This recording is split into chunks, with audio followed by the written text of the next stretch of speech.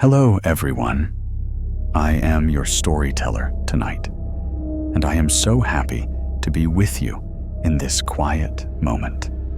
I know that many of you are watching this video to relax or to get a good night's sleep after a long day. If you enjoy stories like this, don't forget to hit the subscribe button so there will always be a voice to lull you to sleep easily. Now, let's get started. The shadow, the night, was silent, draped in an inky darkness that swallowed the world outside the small security room. I sat alone, surrounded by an array of flickering screens that illuminated my face in a ghastly blue glow. The hum of the surveillance equipment was the only sound in the room, its monotony broken only by the occasional creak of the building settling or the distant wail of a siren. I was the lone sentinel, tasked with safeguarding the premises during the bewitching hours of the night shift. Hours had passed since I settled into my chair, my eyes diligently scanning the labyrinthine halls and desolate rooms of the building. Everything appeared as it should, empty, lifeless, and eerily quiet. But as the clock ticked deeper into the night, a sense of unease settled in the pit of my stomach. The air seemed charged with a palpable tension, as if something sinister lurked just beyond the reach of the camera lenses. I leaned forward, adjusting my seat and peering closer at one of the monitors. In the dim light, the corridor appeared to stretch endlessly, the flickering fluorescent lights casting long, ominous shadows on the walls. As my eyes darted across the screen, I saw a movement, a mere blur at the edge of the frame. My breath caught in my throat, and I focused on the camera, my heart pounding. There, in the grainy black and white footage, was a figure. It was tall and gaunt, its features obscured by shadows. The figure moved slowly, almost purposefully, down the hallway, its gait uneven and unsettling. I squinted, trying to make out any distinguishing features, but the face remained hidden, shrouded in darkness. A shiver crept up my spine as I grabbed the radio at my side.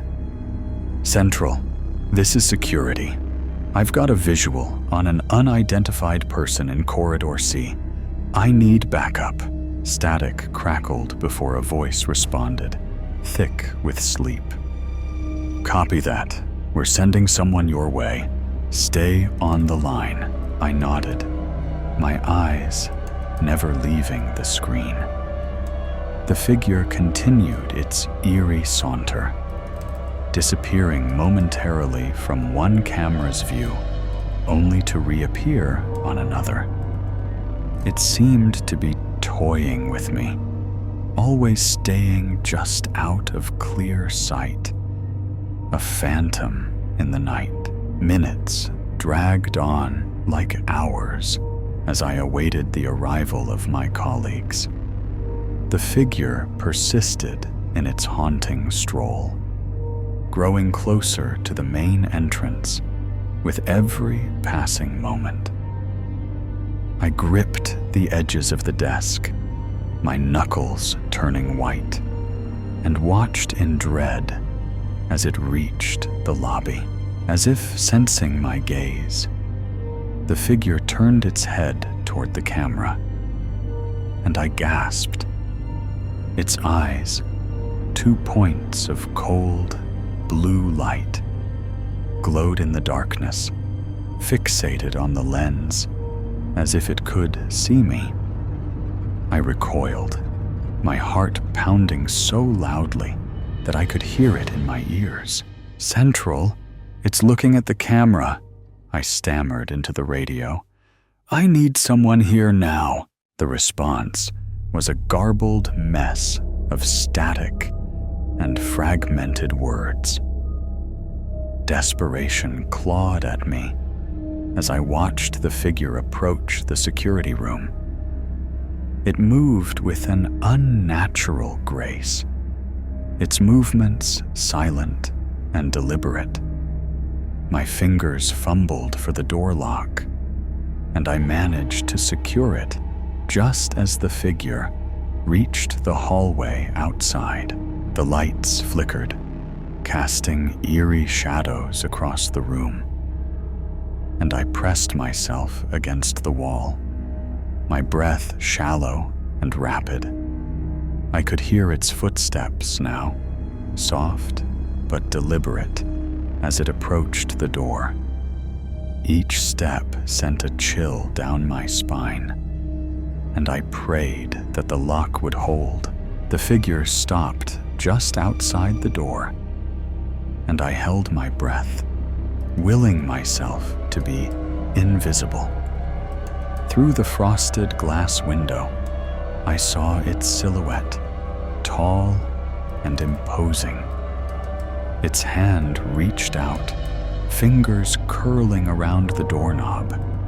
I bit down hard on my lip to stifle a scream. My entire body tensed, ready to bolt at a moment's notice. Seconds stretched into an eternity before the figure withdrew its hand, and I heard its footsteps fading away down the corridor. Relief washed over me, but it was short-lived. The building seemed to groan and sigh around me, the very walls whispering secrets that I couldn't comprehend. Summoning my courage, I cautiously unlocked the door and peeked into the hallway. It was empty, devoid of any signs of the figure. I hesitated for a moment before venturing out, my flashlight casting shaky beams of light across the walls. The air was thick with a sense of dread, and I could feel unseen eyes watching my every move. I retraced the figure's steps, my footsteps echoing in the empty corridors. Each flickering light and distant sound sent my heart racing. I couldn't shake the feeling that I was being followed, that the figure was still there, just out of sight, waiting for the perfect moment to strike. I finally reached the lobby, my eyes scanning the area for any signs of movement.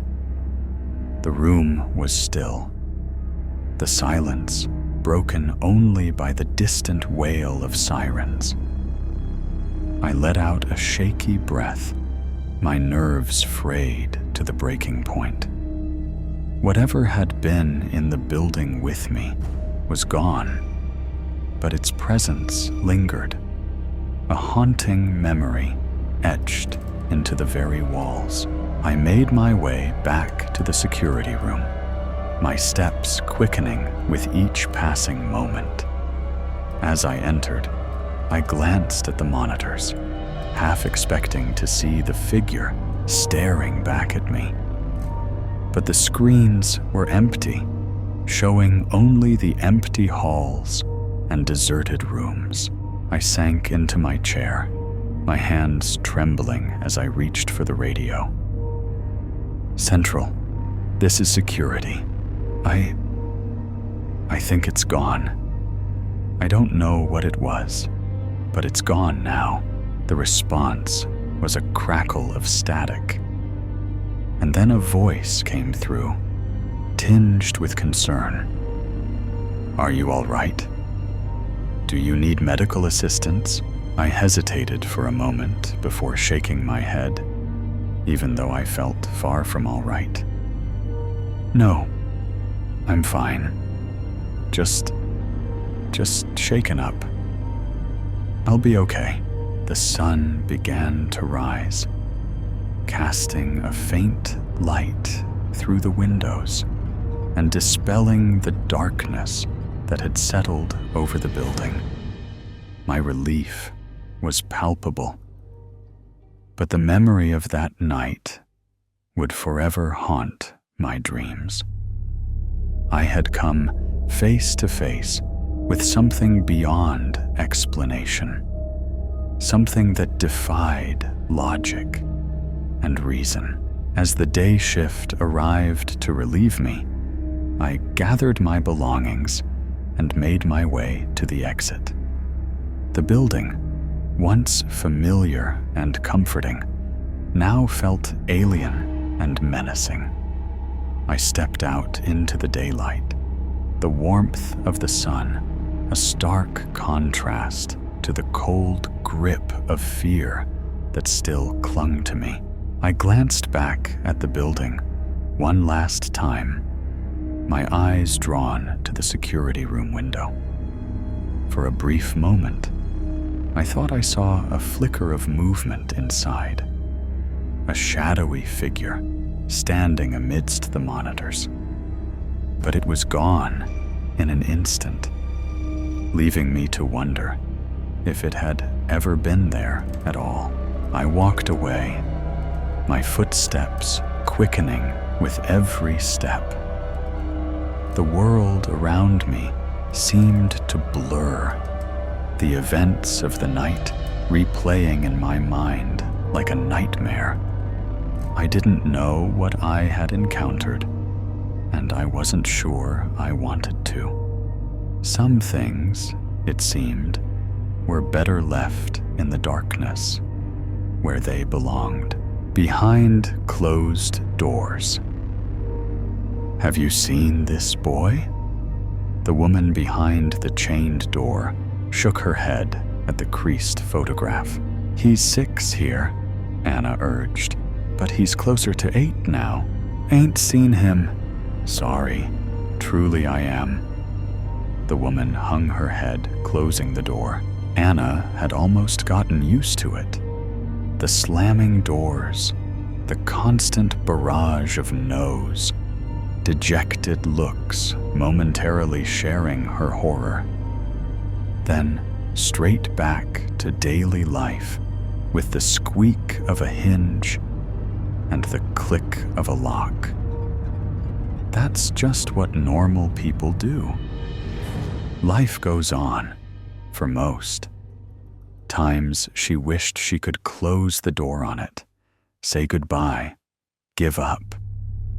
But what kind of mother would that make her? Sliding the photo into her inside jacket pocket, she pressed it to her chest, where he belonged.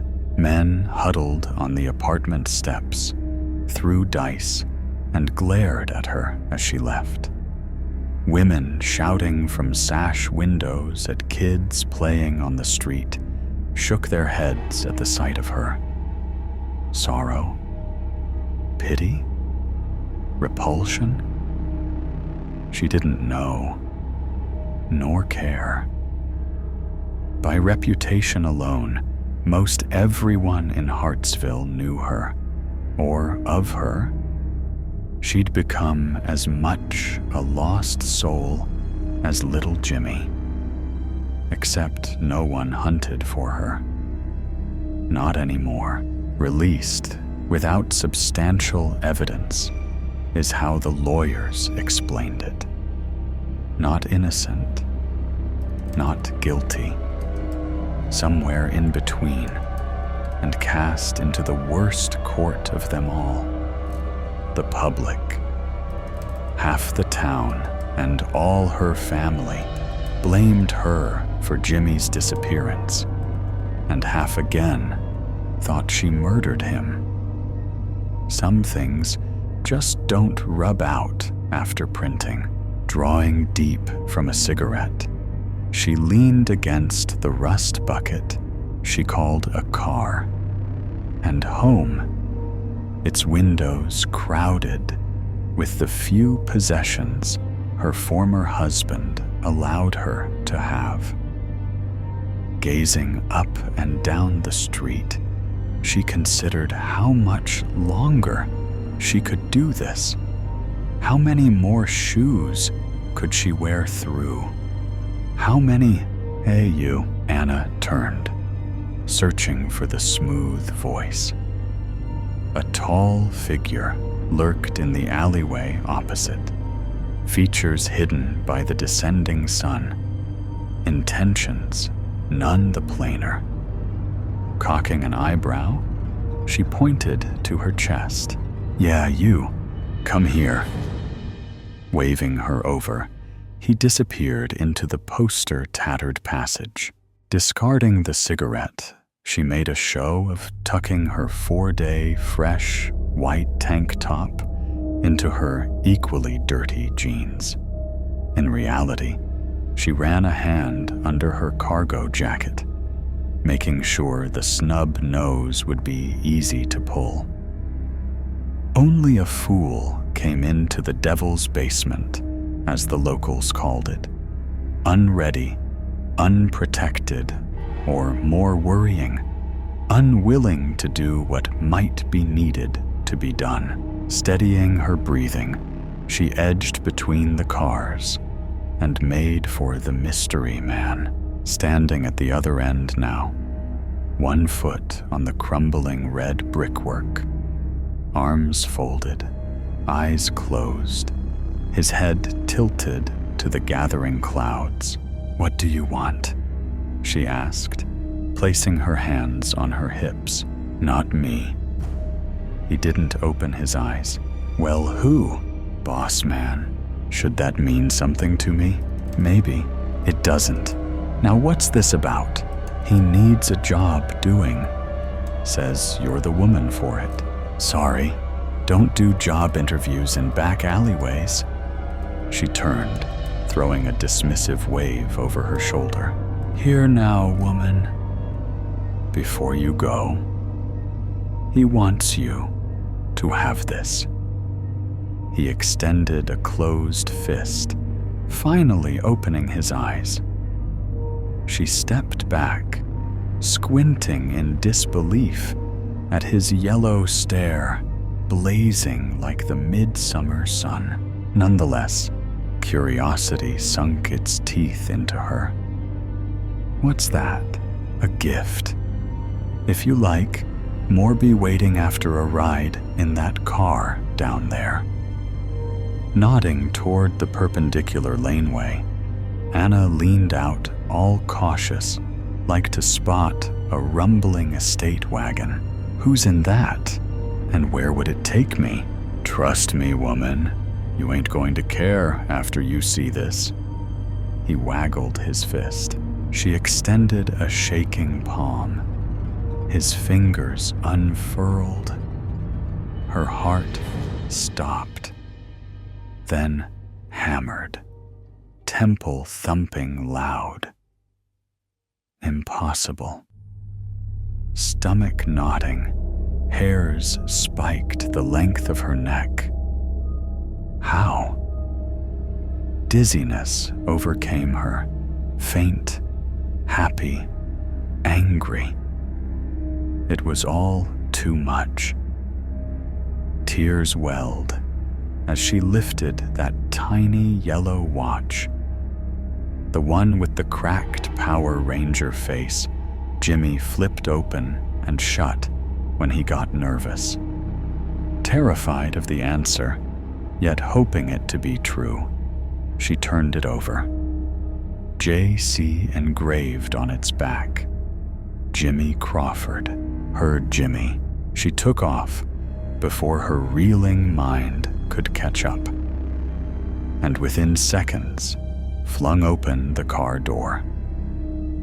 She knew the kind of mother she was. Relentless, the bag over her head didn't scare her, nor the machete-wielding woman next to her. Not even the fact they'd been driving for at least an hour now. No. What scared her was herself. She just jumped without thinking. Anyone could have faked that watch. It was common knowledge he wore one the day he disappeared, but not the engraving Jimmy did with a nail. Or was it? She racked her memory. The car slowed to a stop. Another stop sign. Traffic. The cops? With a mechanical click, the doors unlocked, swung open, and someone seized her elbow. "Let's go, woman." Her bated breath gathered like dew under her nose. Stones crunched underfoot. Then a hinge complained, as what sounded like a heavy metal door groaned open. "There's steps here. Wouldn't it be easier to take this thing off?" Anna asked, trying to add a little unfelt humor to her voice. A sharp jab between her shoulders was the only reply. She didn't ask any more questions, humorous or not. The descent stretched impossibly long, like the moment you see a child falling, but are too slow to react. With each step, the heat grew inferno hot. Sweat matted her hair, dampened her talk, stung her eyes. Where were they taking her? What did they want? Another door opened. The stench of sweat and sewage hitting her harder than a bat. Then music, laughter, glasses clinking. Prodded onwards, silence fell in her wake. Pushed into a chair, she grunted. Canvas bag whipped from her head. She panted the stale air. The room flickered.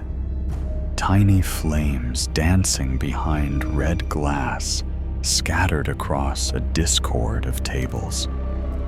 Everything blurred as if staring through a heat wave. Licking her lips, she tried making sense of the shapes. Like a head swelling adrenaline rush, everything stopped swaying and came rushing into sobering focus. Hunched over a curved counter, a man fished juicy maggots from a writhing jar, then dropped them, slurping into his toothless mouth. Two skeletal, thin women, wearing nothing but dog collars, curled at the feet of an obese man, rubbing goose fat through his hair. Young men howled at a geriatric pole dancer, whilst an amputee burn victim served curdled milk. All the while, a man on a small stage played dirty blues on a gore-splattered guitar, face a snarled rictus, fingers bloody stumps, vomit climbing her throat, blood draining from her face. She gripped the round table as a drowning man may grip driftwood. Jesus Christ, not quite. She spun to the chocolate, rich-voiced stranger opposite. He wore a smoldering cigar on thin lips, a sneer in his ember eyes, yellowish smoke drifting from flared nostrils. "You this boss man?" He nodded. Courage boiled from the gun in her waistband. "Where's my boy?" Around. He waved a hand festooned with many rings across the debauchery on display. You'll see him when the time's right, when the deal is done. He leaned from the shadows, elbows making the table creak. Prove it. Prove he's here. Yellow Eyes dropped a tattered ball of fabric into boss man waiting palm. Then he threw it at Anna. Unrolling that faded Superman t-shirt, her chin trembled. Jimmy's t-shirt. What happened to him? Did these people hurt him? She swallowed her fear and the urge to run. Jimmy was here. After 2 years, she finally found something. Something more terrifying than these foul bastards. Hope, what do you want? Where did you get this? She cuddled the disintegrating garment. No small talk? She held his burning gaze. Fair enough. He was wearing it when we found him. Where? Not far. Right under your nose, actually. A neighbor. A fucking what? She leapt up, anger hammering her chest. He held out his hands. Calm, Anna. I'm here to help, Anna. Help? Why? Let's say I've a soft spot for the innocent and outcast. He gestured to sit. She complied.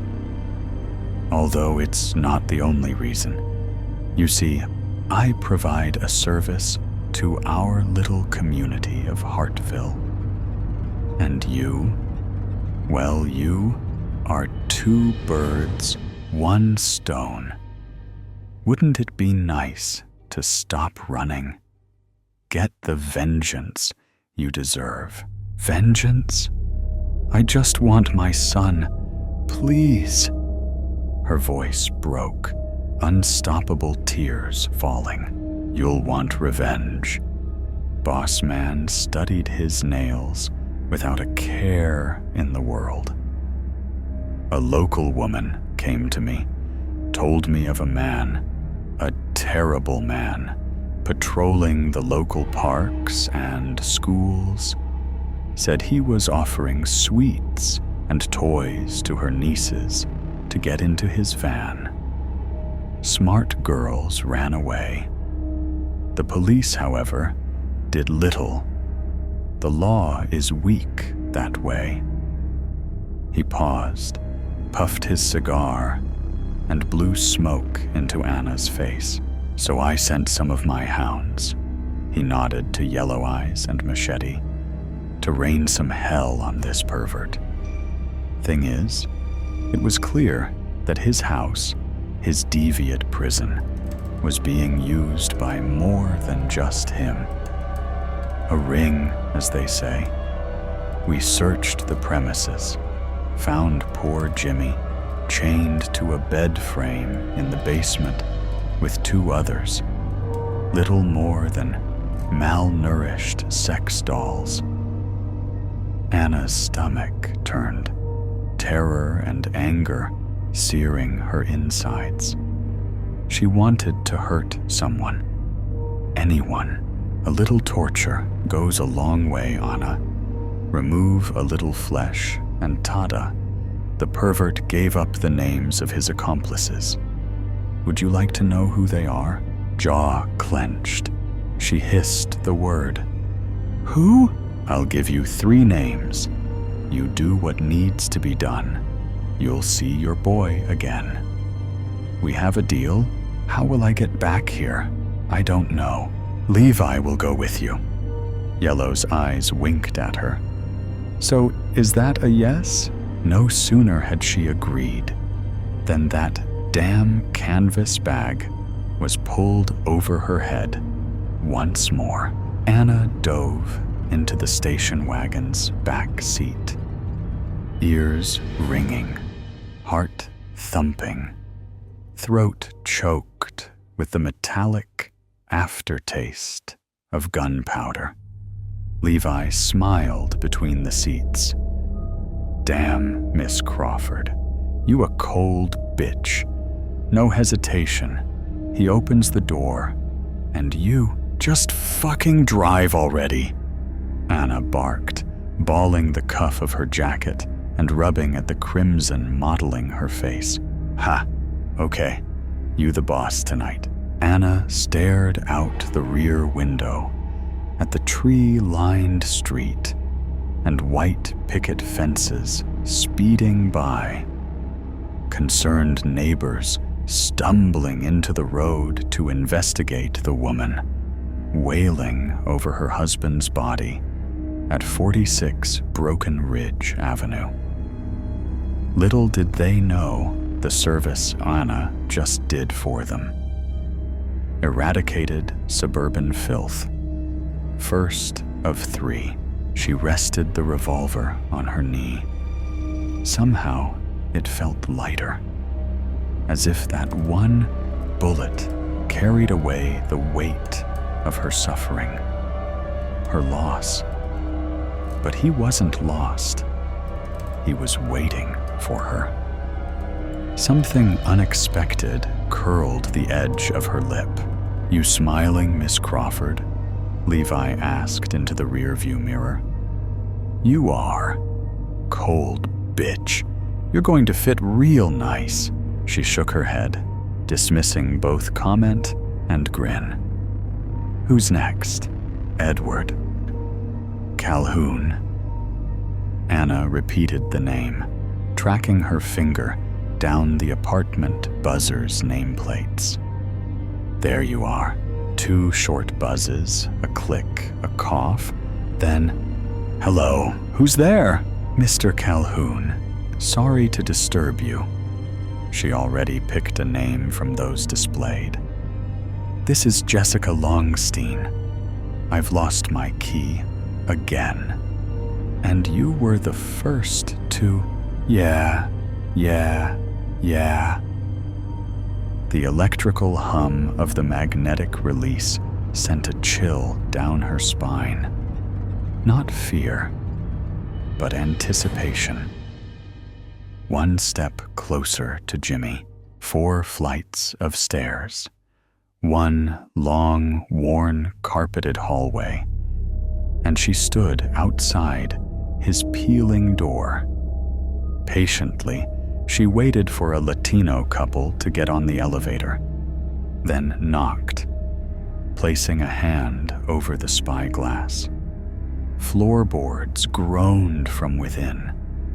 A chain rattled, a bolt slid, and she found herself staring at a stout, unshaven man in his 50s, wearing a blue telecoms shirt.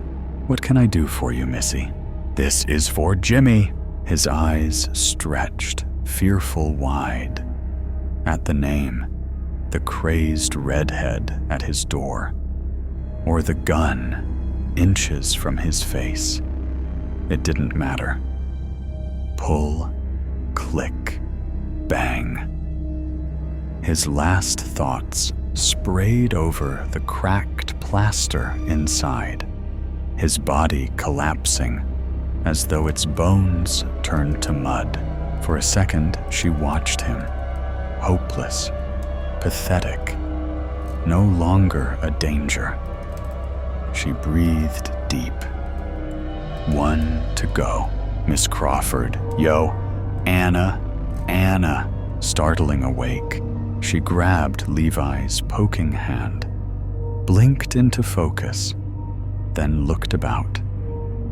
She lay in the back of the car. A cul-de-sac of 2-story houses loomed outside, quiet with barely a light on, the moon hanging low, shimmering off their slate roofs. Anna stretched, cracked her neck, then shook her face. How long were we driving? I can't believe I fell asleep. It's the adrenaline. Big come down, happens all the time. I took the long way here, had to avoid prying eyes. That last one definitely got some flashing light attention. "But this is it here, Miss Crawford." Levi pointed out the side window to a silhouetted figured light by the glow of a computer screen, typing into the small hours. Anna sucked her teeth, sniffed, pulled the lapels of her jacket, then checked her gun. Dirty bastard was probably on some chat site, pretending to be a teen girl or some other filth. "You ready?" "And willing," Anna answered, shuffling and gently closing the door.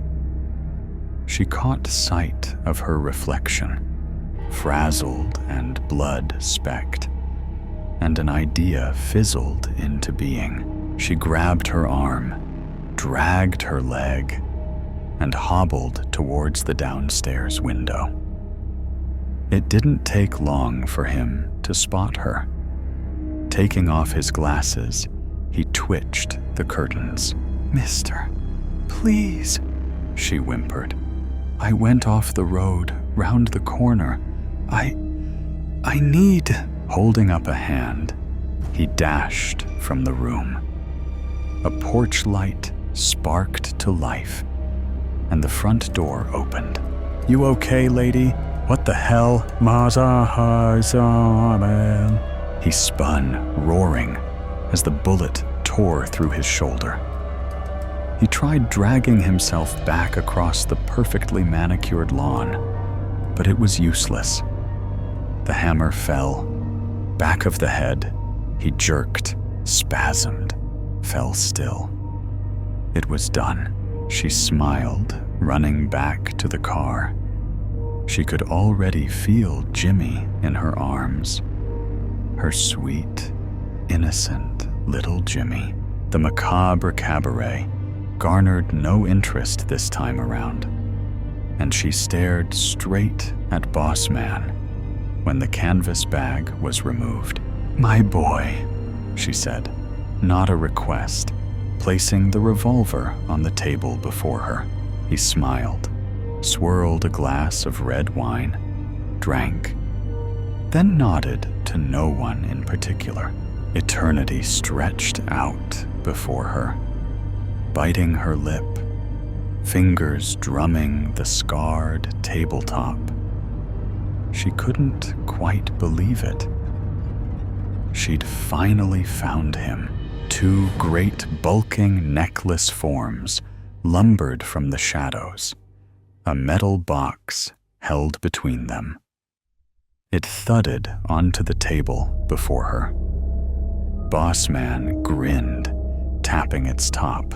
Giggles simmered behind her as she lifted the lid with trembling hands. Tears exploded, lip quivering, shoulders shaking. There was no mistaking it. Those cheekbones, large, hollow eyes, even the skin dried and rippled as it was. She touched his forehead, sweeping away a dirty blonde fringe, and kissed him. She pulled his cracking and snapping corpse into her arms, his jaw swinging open in one last horrific scream. Falling to her knees, she pressed him close to her chest, where he belonged. Why didn't you tell me?" she spluttered between sobs. "I said you'd see him again. Here you go." Laughter rose like hyenas on the hunt. The unwashed bodies pressing coffin close around her. "It's okay, honey," she whispered to her son, rocking back and forth. "I got the bastards. I got them. 2 of them, anyway," Boss Man sneered. "What?" I said there were accomplices. I didn't say all 3 were. You humans are so eager to jump to your worst instincts. Oh dear God. Oh God. He can't help you, Anna. We have a long-standing arrangement. He finished the wine with a lip smack. Why are you doing this to me? You're monsters, all of you. Boss man leaned forward. Didn't I say I've a soft spot for the innocent? Poor Jimmy suffered because of you. You're the monster who left her 6-year-old son alone in the park whilst you scored some smack. She wailed. I'm clean now. It seemed pointless to try to explain.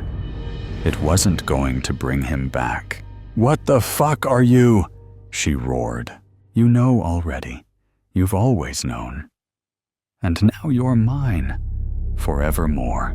To a cacophony of laughter, she lowered Jimmy's remains back into the metal box, slowly closed the squeaking hinge, said goodbye, and gave up. Her finger wrapped around the trigger, the barrel cold beneath her chin. Perhaps in death, she could be a better kind of mother. See you soon, son. Subconscious convictions. They say in the moment of tragedy, time slows down. During those precious seconds, the mind accelerates. Your surroundings are a blur and disappear as your attention turns inward. You consider the events that led you to this point and what you could or should have done different. You consider who this will affect. You're suddenly acutely aware of every regret you have. Things you wish you had done, or words you wish you had said to people you may never see again. What they don't tell you is that during this time of reflection, those thoughts don't matter. The steps that led you to this point have already been taken. You cannot change the past, and now must deal with whatever comes as a consequence of your own actions. But what if those thoughts did matter? I'm going to lose my job. That was the first thought that raced through my mind as I watched the man pull a gun from beneath his baggy jacket. The same man I had passed through security only minutes before. This was my first day on the job, and I was already going to lose it. The years I spent in college, scrounging for food and borrowing my friends' couches and car seats just to have a place to sleep. The loans I took from friends, family, and disreputable sources. None of that mattered anymore, as the fruit of my hard-earned labor was going to sour and rot on the very first day. The moment the glint of his pistol caught my attention, my hand was already reflexively reaching for my own holster. In the mere moment it took to draw my gun and form the words on my tongue for the man to drop his weapon, I was presented with a choice. Do I fire at the man whose own gun is pointed at the young woman behind the desk? Or do I wait and try to talk him down? If I hesitate, he could kill the woman before I fire. Or I could fire first, not giving him the chance to stand down. What if the gun was fake, and this was just an attempt at intimidation? Does this scenario meet the requirements for the rules of engagement? With my decision made, I shout for the man to put down the gun. before the last word had fled from my mouth, an explosive sound that will, from that moment on, forever haunt my waking moments rings out. I made the wrong judgment. The man pulled the trigger. Time continues to crawl by as the young woman's body drops to the ground, red misting the air and painting the wall behind her as she crumples out of sight behind the desk. Seemingly to compensate for its slowed pace, time then speeds up. People scream and drop to the ground. A mother flings herself over her child. An elderly man clutches his chest and faints. I have little recollection of what follows. I'm sure police arrive and subdue the man, as I suddenly find myself sitting outside on the curb. Uniformed officers question me. I'm not sure what answers I give them. All I can do is stare at their holstered guns. 3 seconds. That was all the time it took for the man to pull his weapon and end a life. Those 3 seconds play on repeat over and over. I lose my job due to my own negligence. If I had followed proper procedure, I would have found the man's gun as he came through security.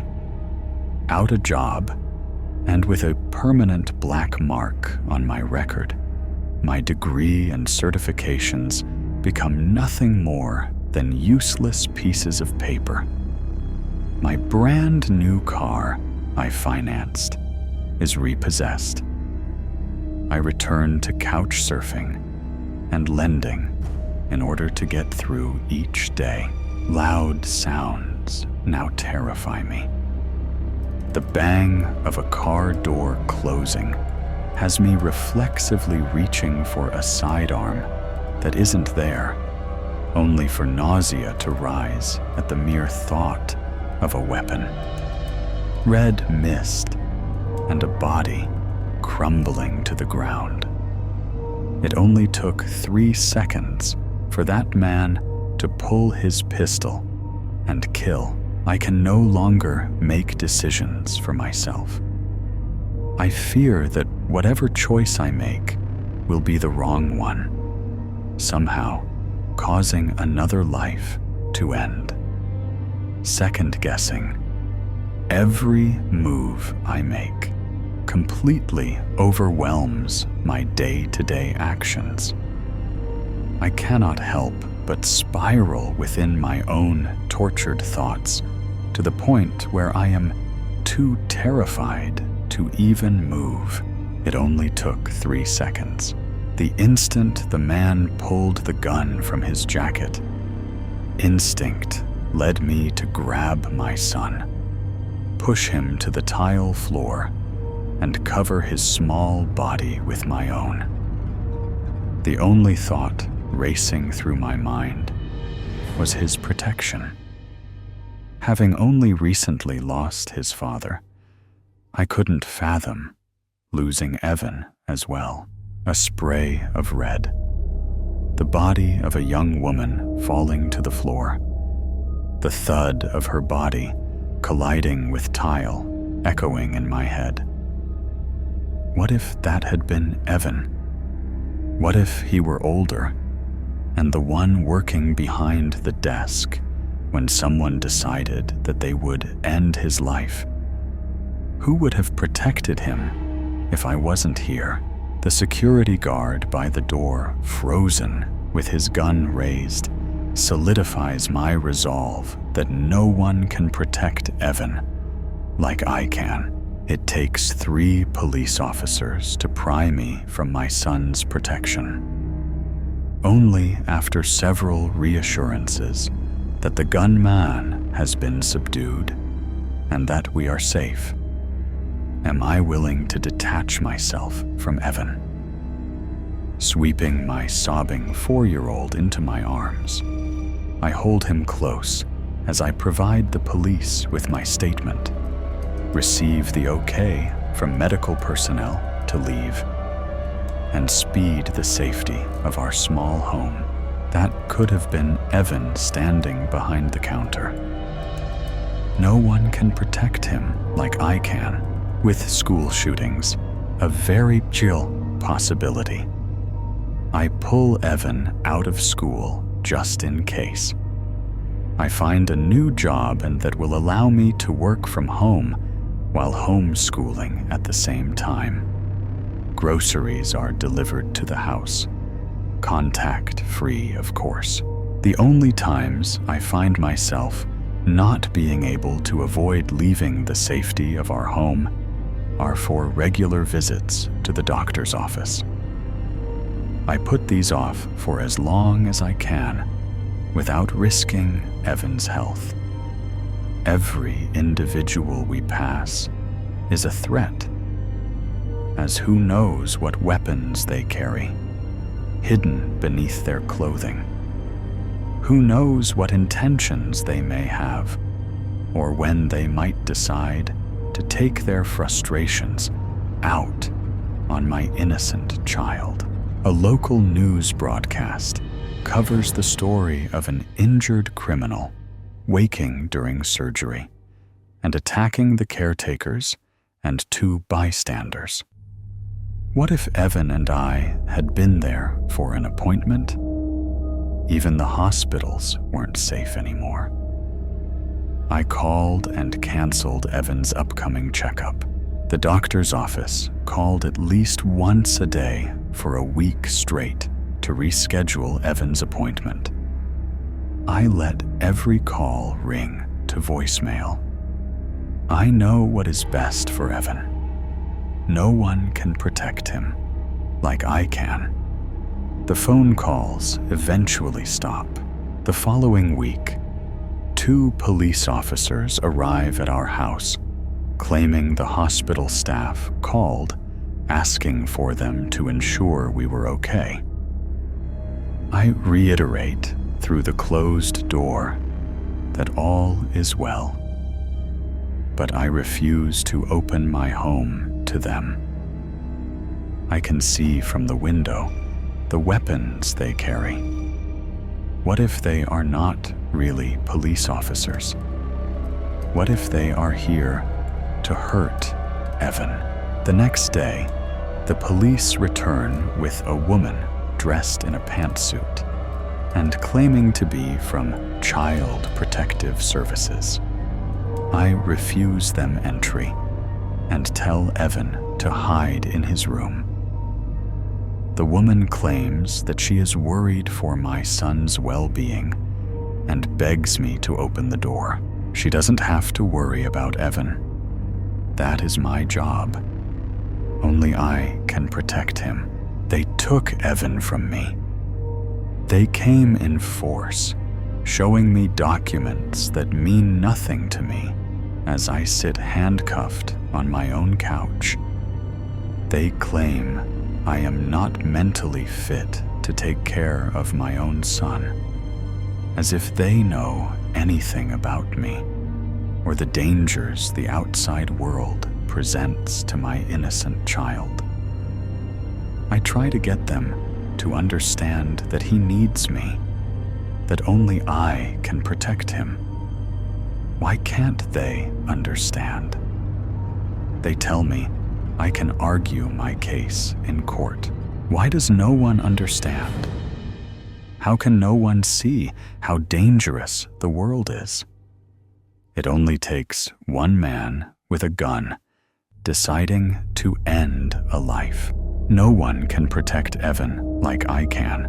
The customer service smile I have plastered on my face falls away as the man across the desk from me reaches beneath his jacket and pulls free a pistol. Despite the situation, I find myself surprised by the condition of the gun. My father was an avid weapon collector, and, as his only child, I was subjected to hours of instruction on all topics involving firearms. The man's gun isn't anything special, and is a brand that most households have stashed away somewhere for home defense. What caught my attention was the poor condition of the weapon. Scuffs and scratches cover most of the surface, and bare metal glints through gouged paint and texture. Wherever this man had obtained the gun from, there was a good chance it was either stolen or sold illegally.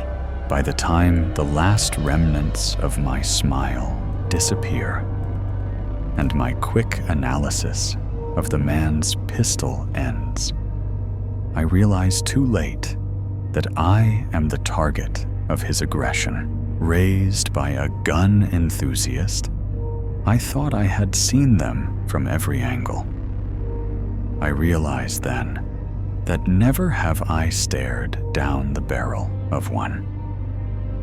It was a sight immediately burned into my mind, and one I never wanted to see again.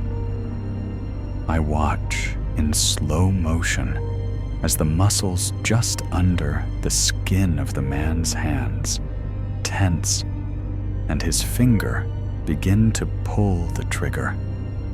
I can't help but think with irony that I won't have to worry about living with that fear.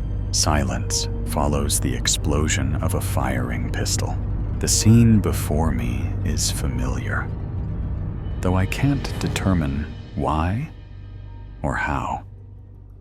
I stand before a young woman, a waist-high desk, the only barrier between us.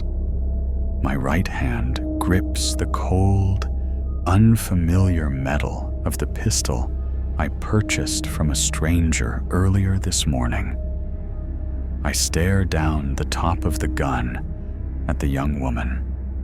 She seems more interested in the details of the gun rather than the fact that it is aimed directly at her. There is something familiar about this woman, though I am sure I have never met her before. An irritating itch nags in the back of my mind that something here isn't right. I have been here before, but where am I?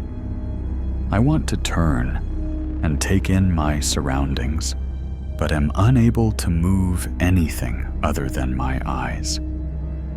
Time seems to have slowed to a near pause. Glancing at the surface of the desk, I notice a stack of credit card flyers. Oh, that's right. I'm at a bank. One of the few left that actually handle cash instead of digital currency. Why am I at the bank? The memories come slowly, as though I am recollecting them through a vat of honey. The images are hazy at first, but slowly become clearer. I am desperate. The company I worked at collapsed due to fraud. As an accounting associate, I was one of the prime suspects in the case. It has been 2 years since I was accused as an accomplice, and the investigation is still ongoing. In those 2 years, my entire life fell apart. My fiancée left me, taking the word of the media over the man she planned to marry. She took our unborn child with her, refusing to allow me any part in the child's life. Do the investigation. I couldn't find a job. I lost my fiancé, child, and career.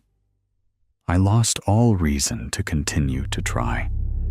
All I have left is a roof over my head, and even that will be gone soon, unless I do something. Robbing the bank wasn't a thought-out plan, but rather a decision made in desperation. Why had I thought this would be a good idea? I've never done anything like this before. This isn't me. Who have I become? The eyes of the woman before me begin to widen as she realizes she is staring down the barrel of my gun.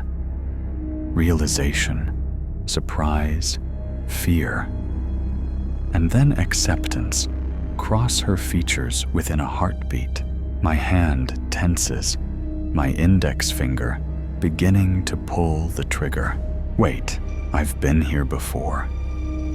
I've done this before. I've killed this woman already. Why am I doing this? For money? Is this really how far I have fallen? Would I really consider killing a woman for whatever change she might have in the drawer? Wait. No. I have already considered this. In fact, I have already done it. I am staring down the sights of my gun into the eyes of a dead woman. That is why she is familiar to me. I know I've killed her, but I don't remember what happened afterwards. Was I arrested? Was I shot? Glancing to my right, I notice a woman in the process of throwing herself over a young boy. Her son, Evan. Evan? Why do I know the boy's name? That isn't all I know. I know that the mother will be so scarred from my actions that she will hide her child away from the world, paranoid and plagued by the idea of some stranger hurting the only family she had left. Evan will spend the rest of his childhood in the foster care system. I've never met them before, so why do I know this? I shift my attention to my left, where a young security guard points his own firearm in my direction, his mouth open in a silent shout. I can see the fear and indecision wrought into his features. He will lose his job and any chance of a healthy life due to my actions today. Finally, I look back to the woman before me. She loses her life because of me. These are my victims. I can see the consequences these innocent bystanders will spend the remainder of their lives trying to cope with. All because I was desperate to pay my rent. I don't want this. I don't want to kill this young woman who has done nothing to wrong me. I don't want to cause the security guard to spend the rest of his life terrified of strangers and loud noises. I don't want Evan to grow up without his mother. My hand relaxes, and the gun soundlessly clatters to the ground before everything fades to black. Looking up from the report scrolling across his tablet, Jared smiled at his supervisor, Dr. Daniels, who had just entered the lab. "Good afternoon, doctor." The subject passed on the first run. His remorse caused a shift in his subconscious, and he dropped the gun before killing the woman this time. Dr. Daniels nodded, a bit of the ever-present tension in his shoulders relaxing. "That is good. Pull him out of the simulator and send the report to the recovery team. With luck, he'll be eligible for reintegration within the next year or so. After receiving the affirmative from his associate, Dr. Daniels headed for the door, sparing one last glance at the man lying on the bed, connected to the simulator unit. The device was revolutionary to solving overcrowding within the municipal system.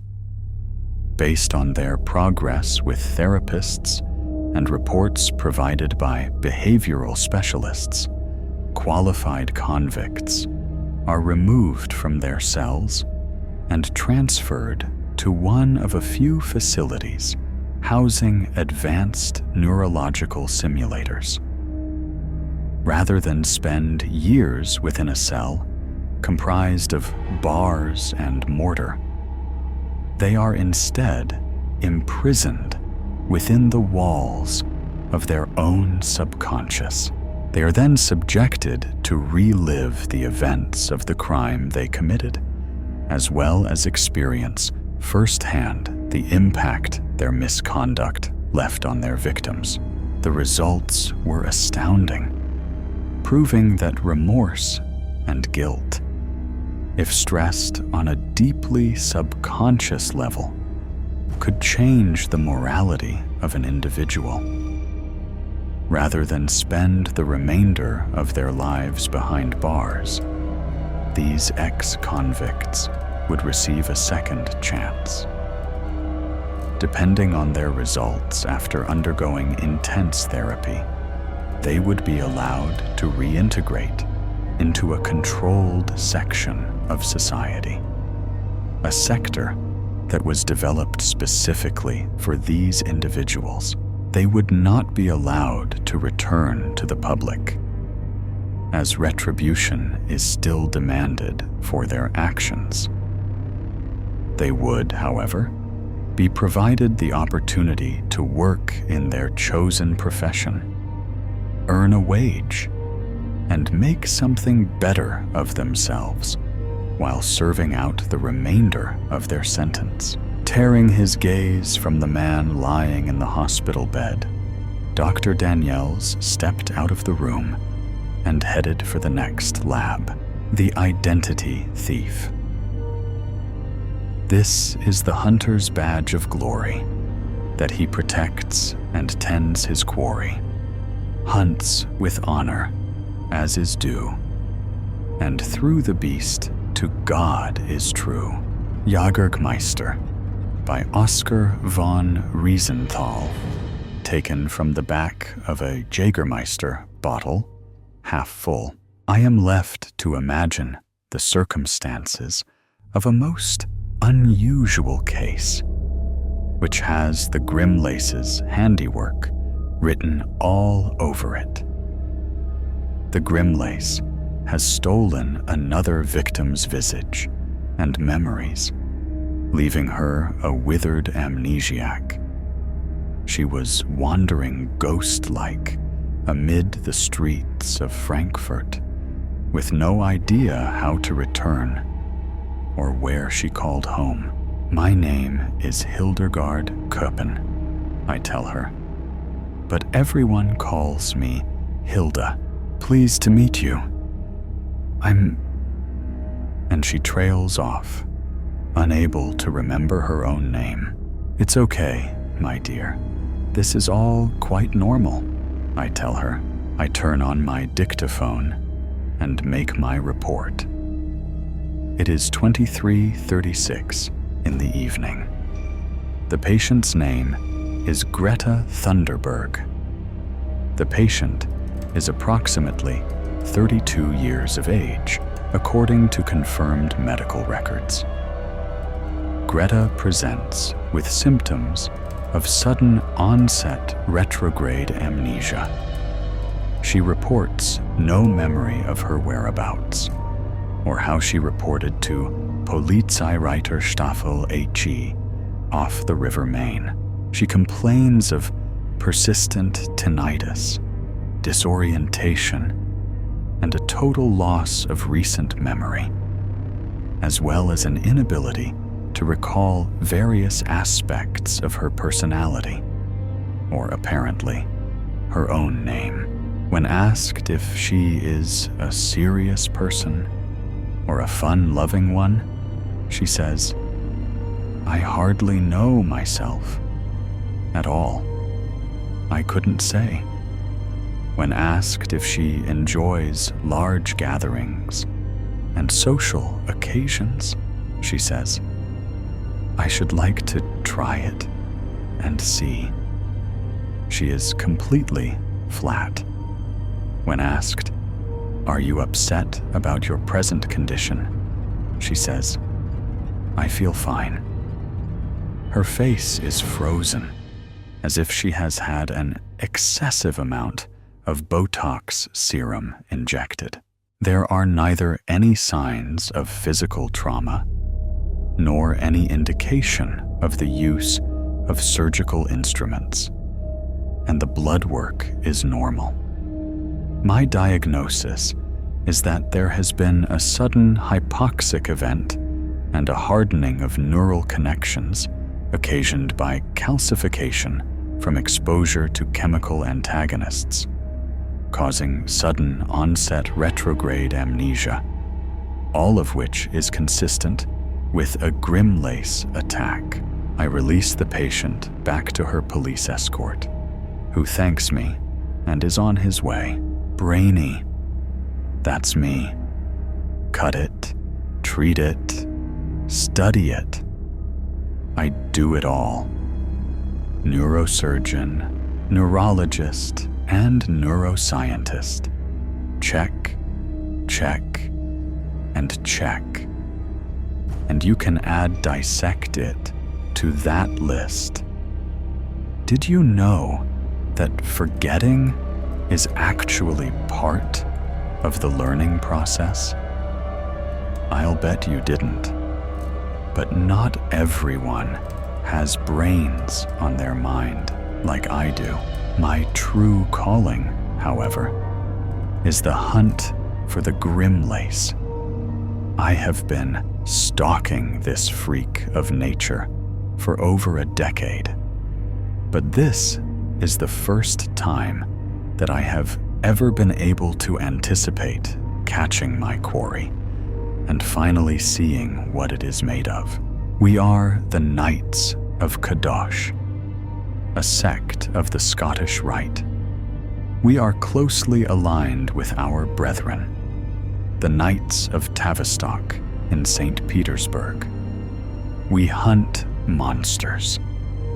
And my special assignment these many years is to rid the world of the dreaded Grimlace. After all this time, I have finally found a witness to the first Grimlace attack.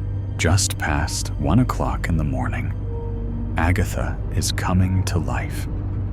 The tea kettle is whistling in the kitchen, and Agatha hums as she pours herself a cup, her hand shaking as she tips the kettle. Although Agatha was a precise woman and always had her hands perfectly manicured, the ends of her nails are growing out with ragged abrasions, and the nail polish is badly chipped. Our shared apartment is a high-rise at 140 West in West End Sud. There is a view of the city skyline and the Taunus Mountains beyond. "Where have you been, Heidi?" "I've been worried," Agatha asks. "Interviewing a victim of an attack," I say with a shrug. "I called you 2 hours ago. Remember, Mum? But what about your dinner with Renee? Did you forget?" Agatha asks. "That was last week, Mother." "Is someone changing your calendar?" she asks, hands on her hips. "You know there are a lot of doctors that want your position in the Faculty of Medicine at Goethe Universität, who would do anything to get you out of there." "Oh, Mother, no need to worry about me. Did you watch your show?" Is it already 8? Agatha asked. mutter. "It is nearly 2 in the morning," I tell her, and walk into my study. "I have to finish some work, Mum. Get some sleep." I can barely stand to look at her when I can't do anything about it. My mother was a fine physician and a woman of prominence. She has now been reduced to this dwelling invalid who sulks about being imprisoned by her own mind. I know she won't turn in until the sun comes down. I have given up trying to get her into a normal sleep schedule. After all, it is not as if I have one myself. She'll just sit on the balcony now, staring into space, as if the vista of the horizon will give her a chance to remember that she is in the process of forgetting.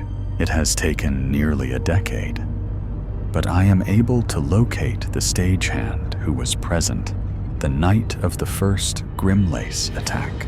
The English theatre was playing Saint Joan of the Stockyards, and Diril Verloren had top billing on the playbill. Louise recalled. "I've heard of that play. He was playing the meat-packing magnate, Pierpont Mauler," Louise says. "And you were there, watching from behind the curtains, during the entire play?" I ask, jotting notes.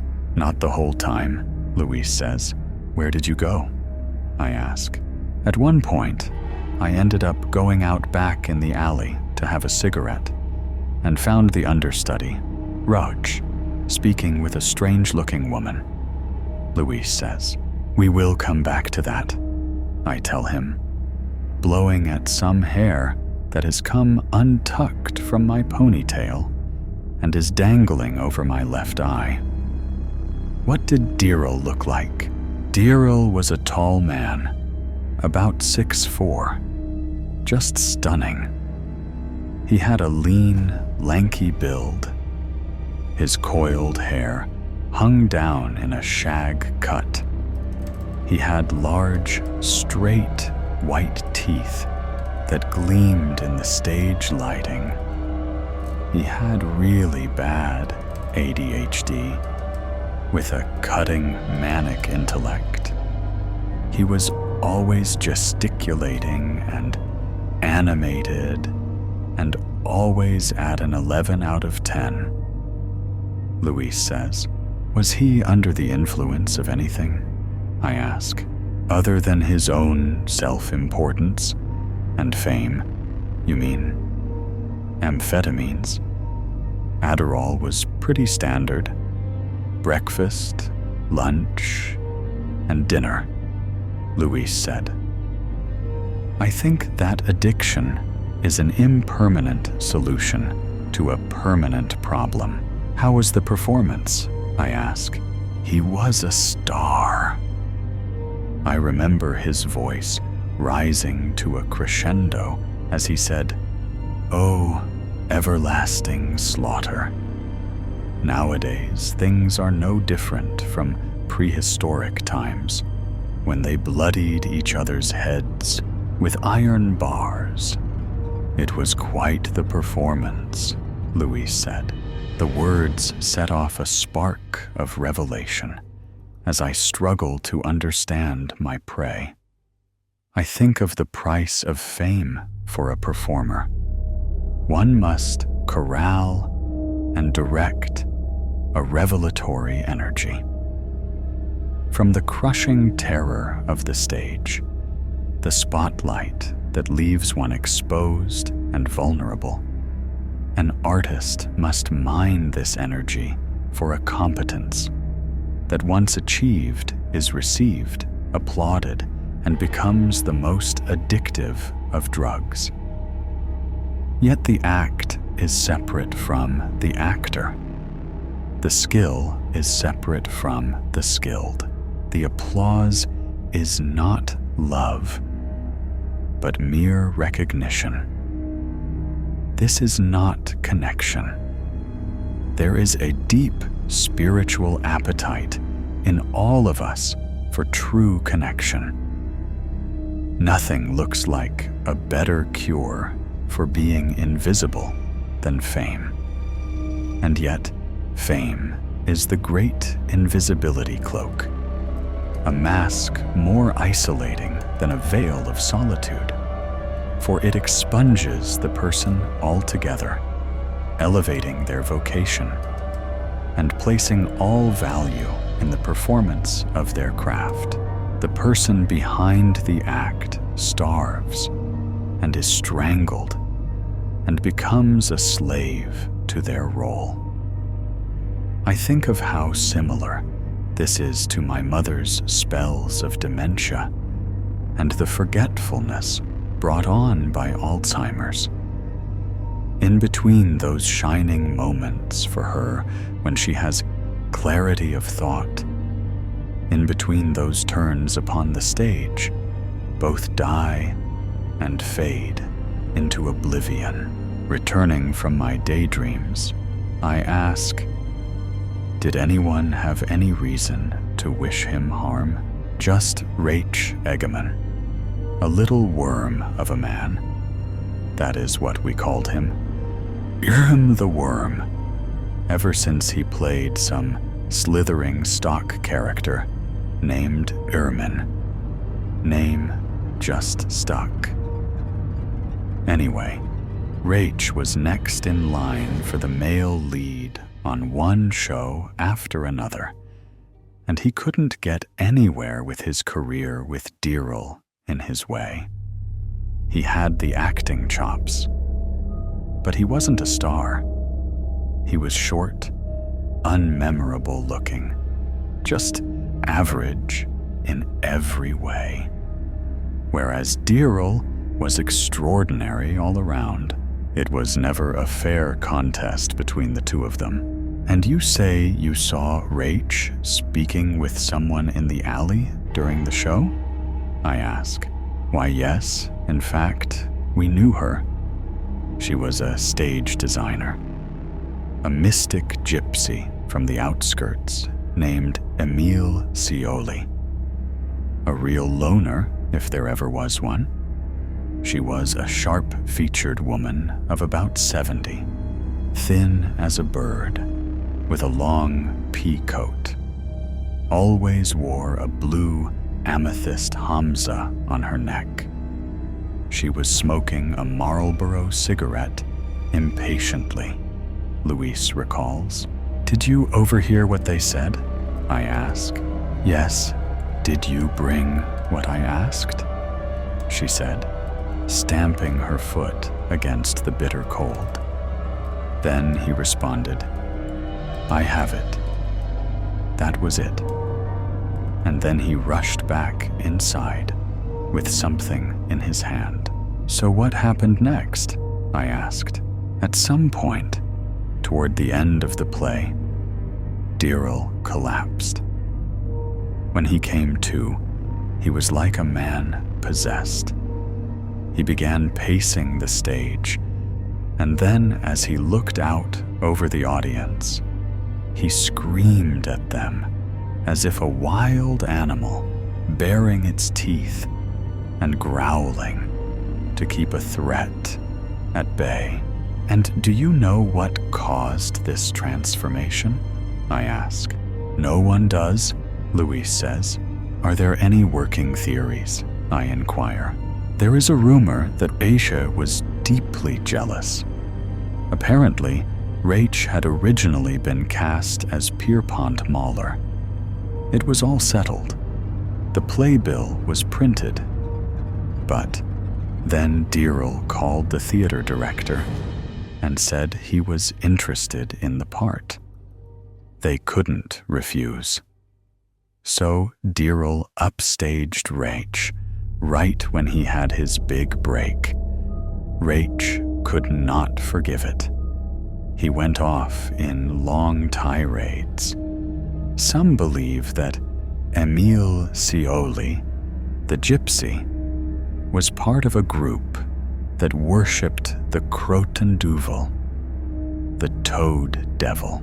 They had tattoos of toads stamped on their eyelids and believed that this deity possessed the ability to erase memory, to turn invisible, and to walk among men as a blind wanderer, spreading the void of loss among the people. Some believe that toads are poor sinners serving a penance of tears and relegated to the dank, dark places and to a life of slime and bugs in order to purge their souls. Wandering spirits in an earthly purgatory, the grips and stagehands, who know Rach best, said that he has a pearl toad statue given to him by Emile Scioli that has the words inscribed on it, which say, "Beng Tasser Toot." And they say the toad has a golden choker collar on it and is somehow connected to the affliction poor Diril suffered. They say that Rach guards the toad statue with his life, and if it is ever destroyed, Daryl will be healed. This is very helpful, Luis. That is a lot to digest. I'll be in touch if I have further questions. I tell him, the grim lace has no shadow. It walks below the street lights in the alley, donning a black cloak. Its hands and face are green. Its face has no contour, just a flat canvas, until it dawns the visage of one of its victims. As the grim lace slinks through the streets of Frankfurt by the train station, the streets are filled with drunks, prostitutes, and panhandlers. An old man sits with a bottle, huddled in a corner by some trash overflowing from a dumpster. He has rags about his shoulders, but his face is thin and handsome below his rugged, unkempt beard. The grim lace turns his green blank face to the man, who looks at him transfixed, and the grim lace latches on to him.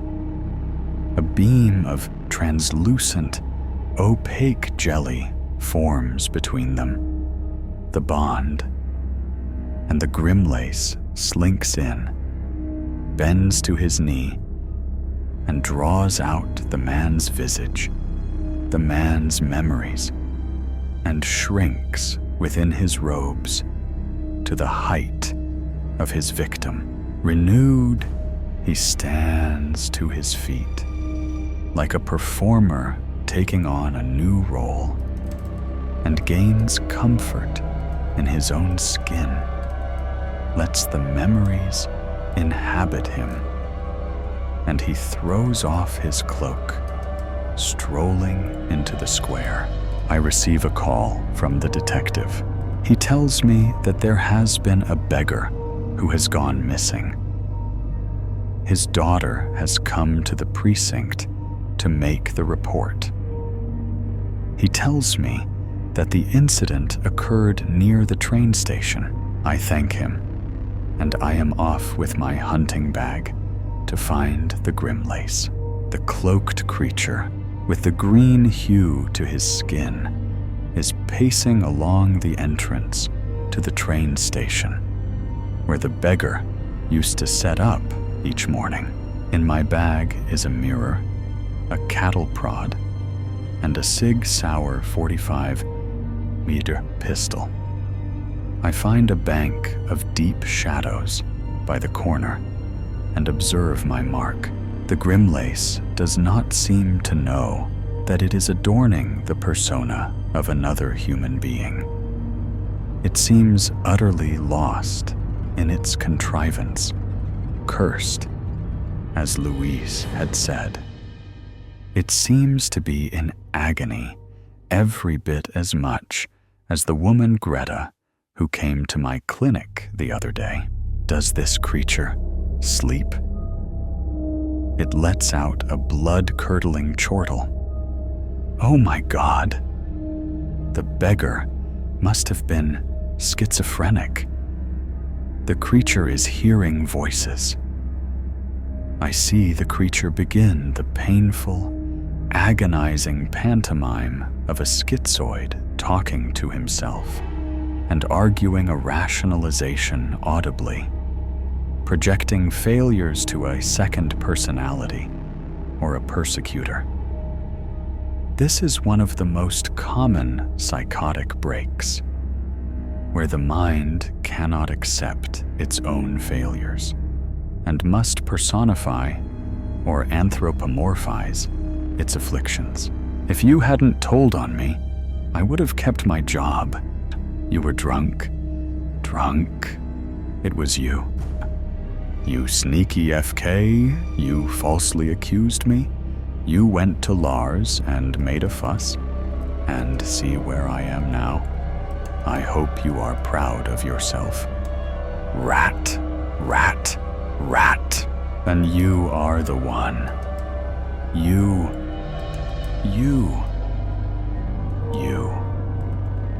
A drunk. An ingrate. A lazy, good-for-nothing piece of La la la la la la, shut up, get away from me, police, I am being attacked. Ow, stop, get away. I didn't touch you.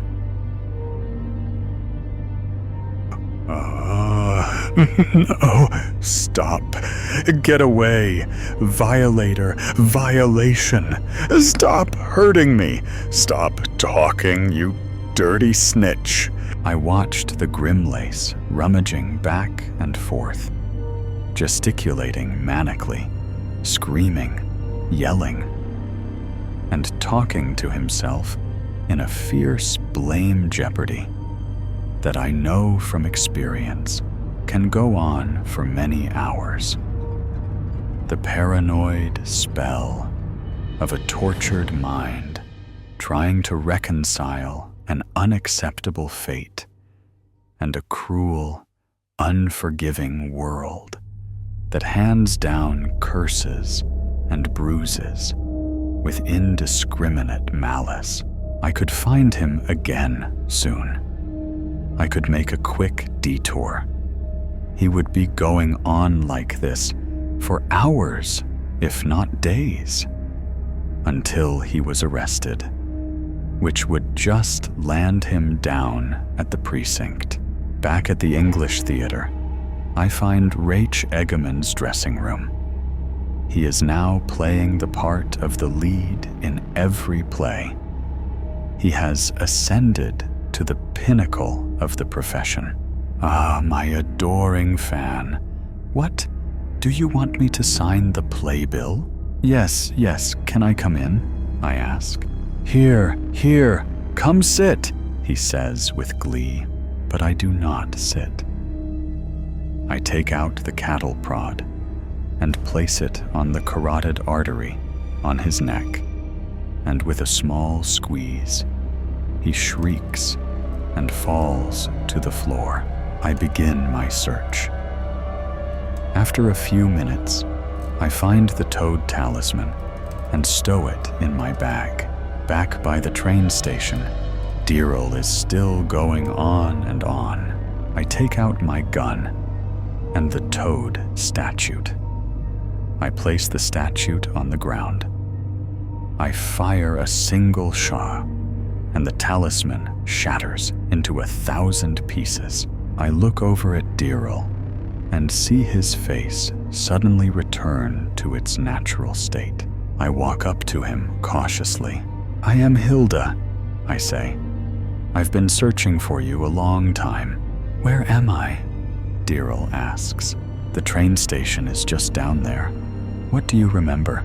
I ask. I don't know, Deerl says. You must be disoriented, I say. It's more than that. I don't even know who I am, Diril says. Quite right. But who among us really does? We all wear 1,000 masks and scarcely know where the real person begins and the artifice ends, don't you think? Who are you? Diril asks. Let's go back to my clinic and see if we can't get this sorted out, I tell him, as we walk together in the eerie alleys of a lovely Frankfurt night. We pass by the English Theater, and I watch as Diril's eyes sparkle with intrigue. What are they playing tonight? Diril asks. Swing a Sparrow on a string. Angela opened her eyes to a new day, not knowing if it were morning. There were no windows in her room, and it could have been the middle of the afternoon, or even midnight. She heard no sounds except her own breathing, and when she awoke, she inhaled and exhaled heavily, as if she had just completed a marathon race instead of having slept for hours. Perhaps she had slept for days. She had stopped wondering about time months ago. Now she simply slept for as long as she was able, then stayed awake for as long as was necessary. She knew she would have to eat, that they would soon be coming with food, and had she felt stronger, she might have spat it back at them, as she had done when they first brought her here. But she had swallowed that rage a long time ago. Now, Angela ate whatever morsels they gave her, and recently she had to restrain herself from thanking them. She feared the day might come when she would feel grateful that they had allowed her to live, when she might find herself smiling at them as if she understood and accepted the perfect correctness of her captivity. She looked at herself in the small, cracked mirror above the sink. Although her hair was stringy and unwashed, she remembered how golden it had shimmered in the sun. Her face was still quite pretty, and once she had heard one guard tell another he had never seen eyes quite that blue. The other whispered what a pity it was. If only she had a piece of paper, a pen, even a crayon. Maybe this time she would show them that she could create something useful and lasting that mattered to them, something that in turn would make her matter. When Angela had first arrived, they had eagerly granted the request of the 18-year-old girl and waited to see what gifts her imagination might offer them. She had succeeded only in producing a few formless scrawls that they said were not art, and some rhymeless gibberish that they told her was not poetry. They took away the paper, the pens, and the paintbrushes, and not long ago, the tall blonde guard, who wore the keys around his neck, had asked her if she might like to sing. Any tune would do, he told her. Please, oh please, let me try, Angela had begged. The next day, he brought to her room a small cassette recorder with a blank tape. Perhaps we will find the songbird in you where we were unable to find the artist. Sing, and we promise to listen, he assured her. For days, Angela sang alone in her room, remembering what her mother had sung to her many years ago. Hush, little baby, don't say a word. Mama's gonna buy you a mockingbird. A week later, she handed the cassette to the man with the keys and simply said, "Please." He stuffed the tape into his pocket and left without a word. The next day, the guard sat alongside her bed and informed her that he and the others had decided that she was no songbird. For a moment, his words had sounded like an apology. She knew she would never see the tall guard again. The wasted papers that Angela had filled with nonsense and the inarticulate squawks she had tried to pass off as music had convinced them that further efforts on their part would be foolish. From that day forward, the guards who silently delivered her food seemed unwilling to even look at her. Angela heard the key slip into the lock on the other side of the heavy door. She no longer pretended to be asleep when they came, because they did not care whether she were sleeping or awake. One of them always waited outside as the other entered. She heard the heavy jingle of keys and looked up. The keys were around the guard's neck. "You," she said, but the word was only a statement of fact, not sparked with the warmth that accompanies the recognition of a familiar face. Once uttered, the word sounded idiotic. "Yes," he answered, closing the door behind him. He did not look at her as he set the tray of food on the stand alongside her bed. She had expected no further conversation, and when he spoke again, his words startled her. "They told me to say the other guard had caught a flu." He pulled up the small wooden chair and sat, although the chair was too small, and he seemed not to know whether to fold his legs. "There is no flu. They wanted us to talk." His statement was ludicrous. She had not had a conversation with him in months, and those few she remembered had been pitifully brief and one-sided.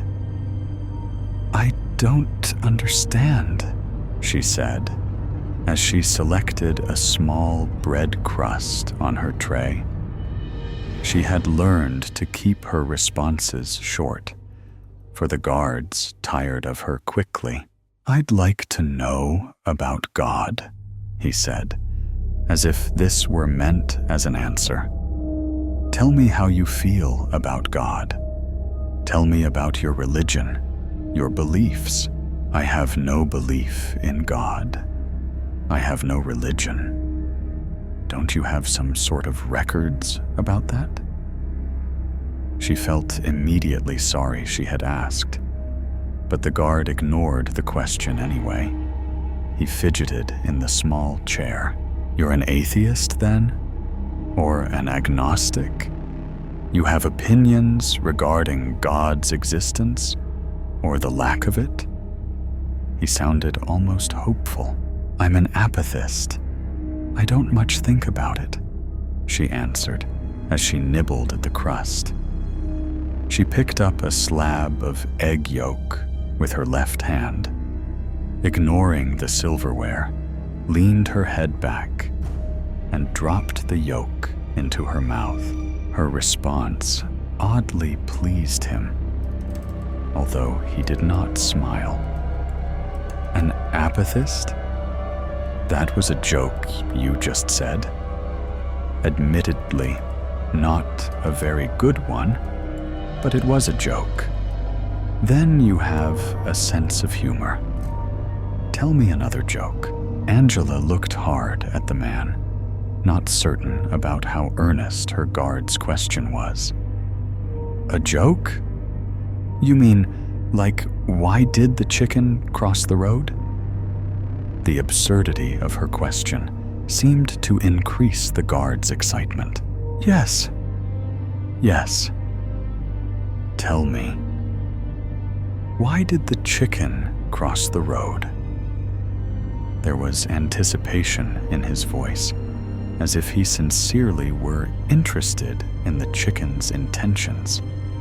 And when he leaned toward Angela for her response, his face revealed the hint of a smile.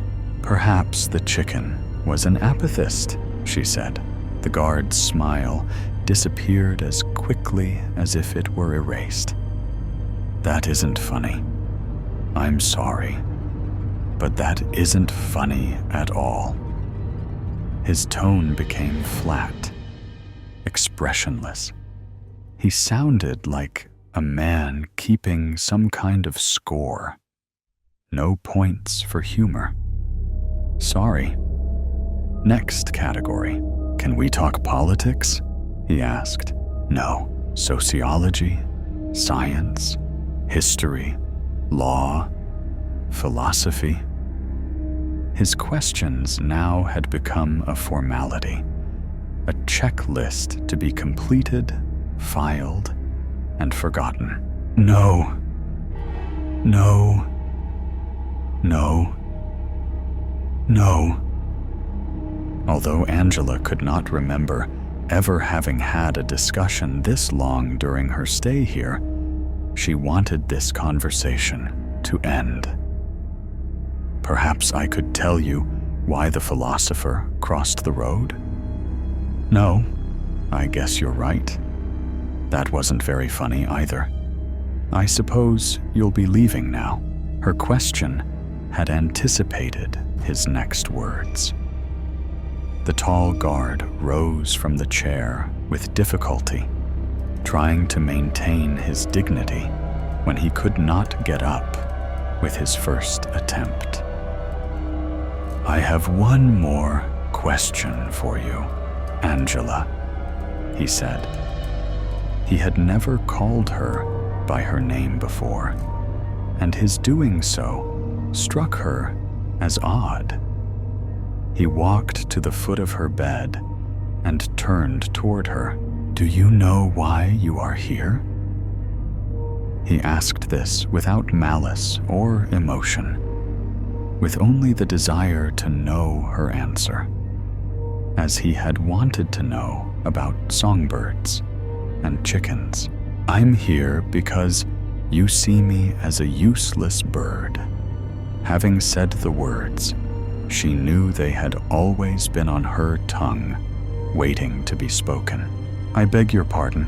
You know, the sparrow who can no longer fly becomes useless to the other sparrows, a burden to them. I've broken my wing, isn't that right? And the flock has no further need of me. I'm impressed, the guard answered.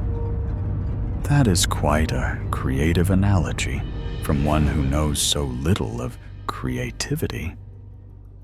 He sat on the edge of the bed and moved close to Angela, as if to reveal a secret. Instead, he reached under the blanket and grabbed hold of her right hand, yanking it out from where she had kept it hidden. He held her arm straight up, and the pain caused her to wince. But this isn't exactly a broken wing, is it, Angela? It's a wilted arm, a useless limb. It is not pleasant to look at. It serves no function, and it belongs to you. It is you. The words came in furious bursts now, like machine gun pellets, and he shook her withered limb as he spoke. You see yourself as a wounded sparrow, do you? What happens if we take that sparrow and tie her leg to a string and swing her around in circles in a desperate attempt to make her fly? She struggles against hope to use her wings, her useless wings. And meanwhile, we swing her around and around and around, wasting our energy, wasting our time. And in the end, when we stop swinging her, she comes crashing down to earth anyway. Our time has been wasted. Her hopes have been destroyed. What is the point? Why even bother? He let go of her arm, allowing it to drop. For a moment, Angela stared at the shrunken arm as if it were a foreign thing that did not belong in the bed with her. She spoke without removing her eyes from it. A sparrow who can no longer fly can sing. And if she can't sing, she can still feel, can still love. The guard interrupted. That's exactly right, Angela. We asked this sparrow to sing, and she could not. But we realized she may be capable of love.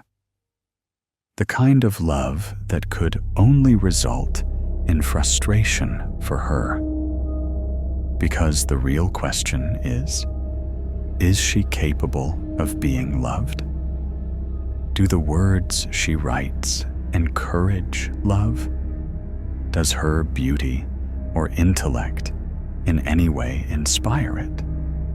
It is unlikely that anyone would even try to love her because of that hideous limb. Not that all physical impediments are repulsive. Perhaps if she were only blind. Stop. Please, stop, Angela pleaded. Her brief taste of defiance had made her want to gag.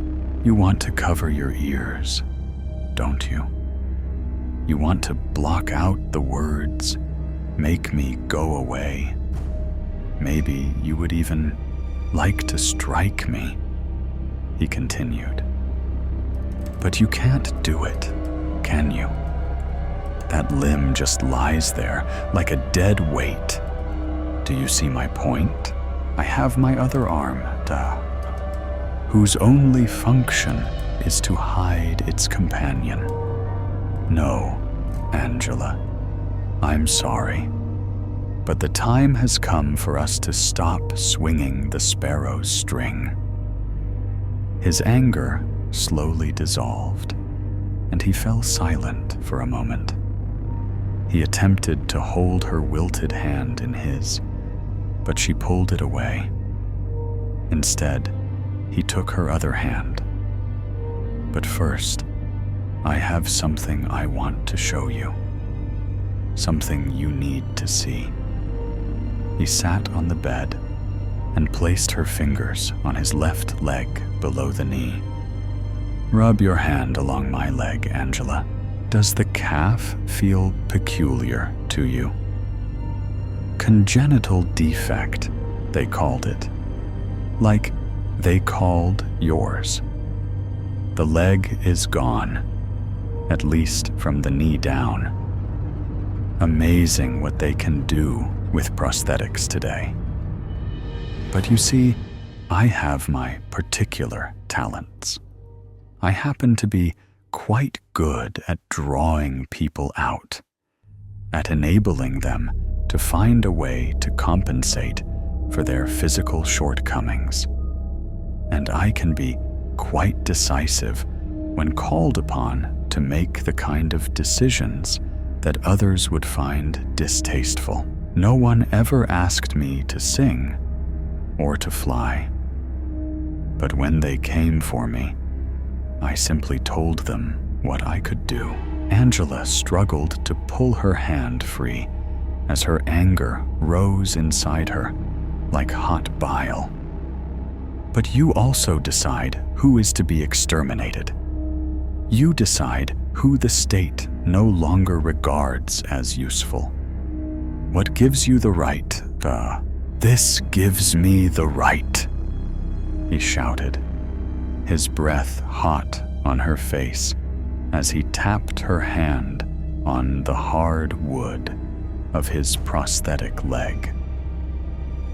This has forced me to find my usefulness to others, just as your pathetic limb has forced you to admit that you have none. And I have no intention of relinquishing my usefulness by allowing you to continue your hollow existence. I refuse not to matter. The guard's renewed anger seemed to embarrass him, and he turned away from Angela. He ran his fingers through his blonde hair in an attempt to collect himself. And when he again looked down at his leg, he noticed that Angela's hand was grasping it. Angela knew he had been unaware of her touch until he had looked. When his eyes locked with hers, her mouth curled in a bitter smile. "I feel this," she said, as she ran the tiny hand of the wilted arm along his wooden leg. "I feel this with both of my hands, even the one you call useless. Tell me what you feel when I touch you. Does this prosthetic device extend all the way to your heart?" Angela tapped on the artificial limb as if she were expecting a reflexive kick. "A curious question," he answered. "You might have made a fine idealist if you had believed in God." She moved close to his face and whispered, "To get to the other side, that is why a chicken would cross the road, isn't it?" He paused for a moment to look at her. "Such blue eyes," he said. "Such exquisitely beautiful blue eyes." He called for the guards to take her, and within moments, 3 entered the room, and another 2 waited by the doorway. She presented no struggle and went quietly with them. She wondered as they walked if one of them would take her hand. Cockroach girl. The floor underneath. Barry shuddered and swayed as they took a tight corner. The clattering whoosh of the dark tunnel drowned out the tired silence of the other commuters. Barry's sweaty hand threatened to slide loose from its cold metal pole, so he adjusted his grip and tried not to think about what had made it so sticky. Multiple people had relieved themselves in this car over the course of the day. The sickly sweet mixture of vomit and tangy excrement churned his stomach. Threatening to dislodge the chopped salad he'd had for lunch that afternoon, Barry felt the gray-haired woman next to him shift away from his lifted arm in disgust. He enjoyed the small reprieve of the starchy fabric peeling away from the wetness of his underarm, where it had been chafing all day. There was nothing to be done, he thought bitterly, unless she wanted him falling into her lap. He could smell the baby powder wafting up from her hair, and the crusty perfume from a bottle that should have been thrown out years ago. Barry threatened to go flaccid at the idea of her wrinkled, fat body jiggling under her itchy wool cardigan. She should be so lucky, he thought with a sneer. Barry turned his attention back to the more desirable object of his affection, the girl at the other end of the car.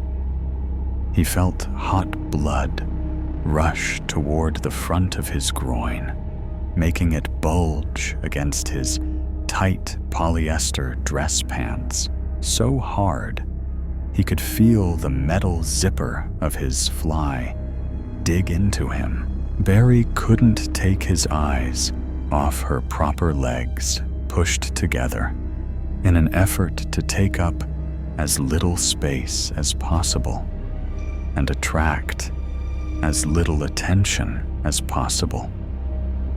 Her tight, office-appropriate skirt hugged her hips and thighs, exposing bare legs. Freshly shaven. He could tell from here she squirmed under his gaze. Barry adjusted his pants, even though no one on the bus was looking at him. He liked feeling like a potential threat. Barry knew he wasn't trash like the vermin around him. They all followed the rules. They went to work in their maze-like offices. They ate paste from tubes that barely resembled food. Humans were supposed to be apex predators. But the people who pressed in around him, jostled by the winding track, were so distant from their glorious biological potential, so detached from the instincts sharpened by thousands of generations of violence, that they had allowed their senses to dull irreparably from disuse, content to compete for scraps like the insects they were. But not Barry. He was in touch with his higher animal self. He used his God-given senses every day. And today, they were homing in on a target worthy of his attention. A girl he could tell would be a challenge. A girl who would force him to prove his manhood. A girl unlike the rest of them. This girl had her attention not on her phone, but on a book open in her lap. Barry craved the opportunity to see the title she was so engrossed in. He made a mental note to get closer to her when she got up for her stop. He also felt a surge of jealousy towards that book. He wanted to be the one who was in her lap, pulling her head back by the hair, taking what was his. The train jostled again as it went through another turn. The girl shifted uncomfortably in her seat. She knew he was watching her, yet she refused to meet his gaze.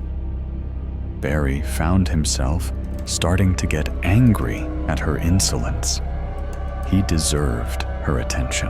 As if in response to his escalating need, the girl brought her hand up to her skirt. Barry's attention became rapt and utterly focused. The hairs on his arm stood up in arousal as he watched her, not daring to move, wondering if this was real. The girl reached underneath her tight little skirt and squirmed around. She had to be putting on a show. Otherwise, why would she do this? Barry glanced around, checking to see if anyone else was watching. But no one seemed to notice. The girl reached her hand all the way up between her legs, her expression unchanging, her eyes never leaving her book. Barry was now stroking himself outside his pants. He didn't care if anyone saw him. She was making him do this. The filthy little. The girl removed her hand from between her legs and pulled her arm out from under her skirt. She was holding something in the flat palm of her hand. Barry squinted and peered closer to see what it was. He stepped back in shock and confusion. Sitting in the girl's hand, antennae twitching, was a thick, 4-inch long, glittering cockroach. Its hard-shelled body, spiny legs, and beady head were unmistakable. The girl let it fall to the floor of the train, all without removing her eyes from her book. The cockroach skittered towards Barry. He let out an involuntary yelp that caused some passengers to finally look up and notice him.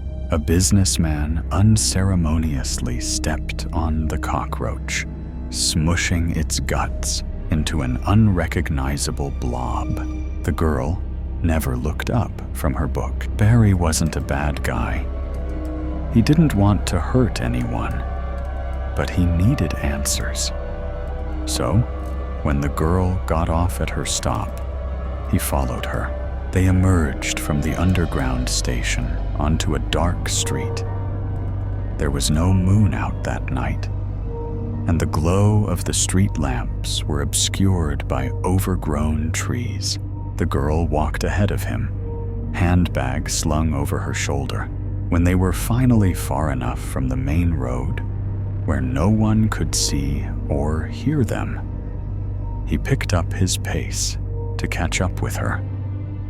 Barry's footsteps crunched the leaves and twigs on the sidewalk, so his approach was anything but silent. He could see her tense up.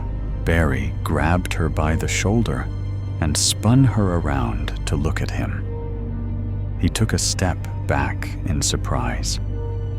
There was no fear in the girl's eyes. It unsettled him. They usually looked more scared. He pressed on anyway. "What was that back there?" Barry asked. "What was what?" "That thing.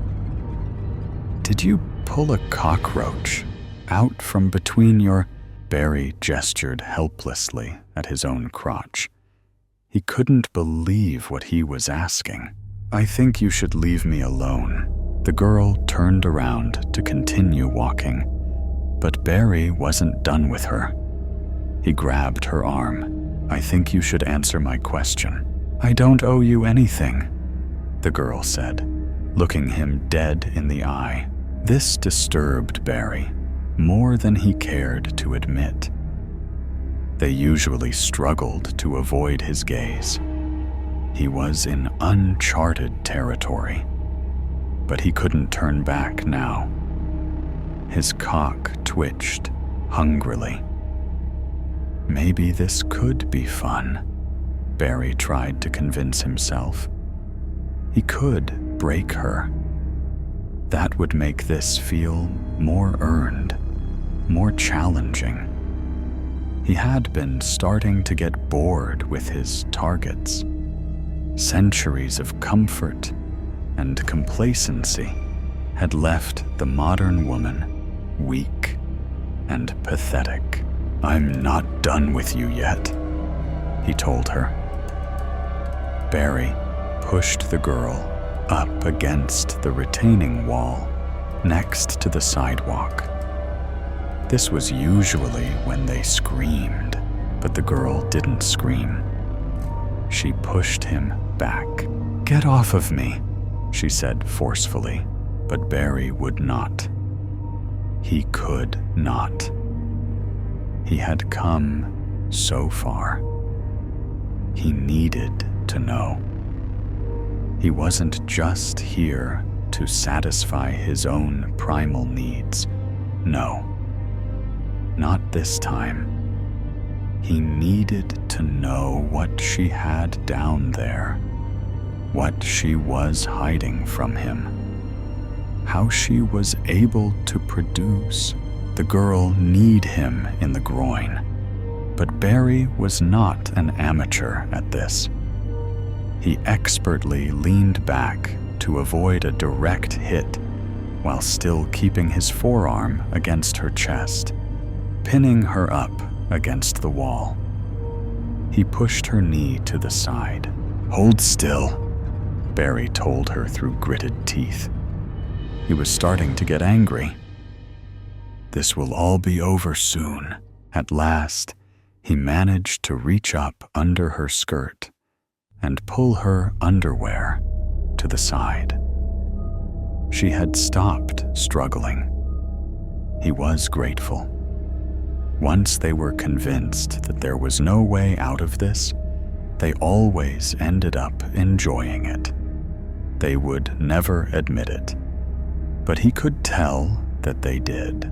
The girl was looking at him again, calmly. "Don't do that," Barry told her. "Don't do what?" "Look at me like that." The girl laughed. "You can't control me," she told him. "You're a dead man."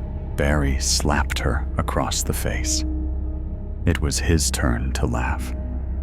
It was a humorless, forced laugh, mostly designed to disguise his fear. "You don't know who I am," he told her, more to convince himself than her. "You don't know my name. They'll never find me." Barry put his fingers in the space between her legs, relaxing into his victory. She was smooth, freshly shaven, just as he had predicted.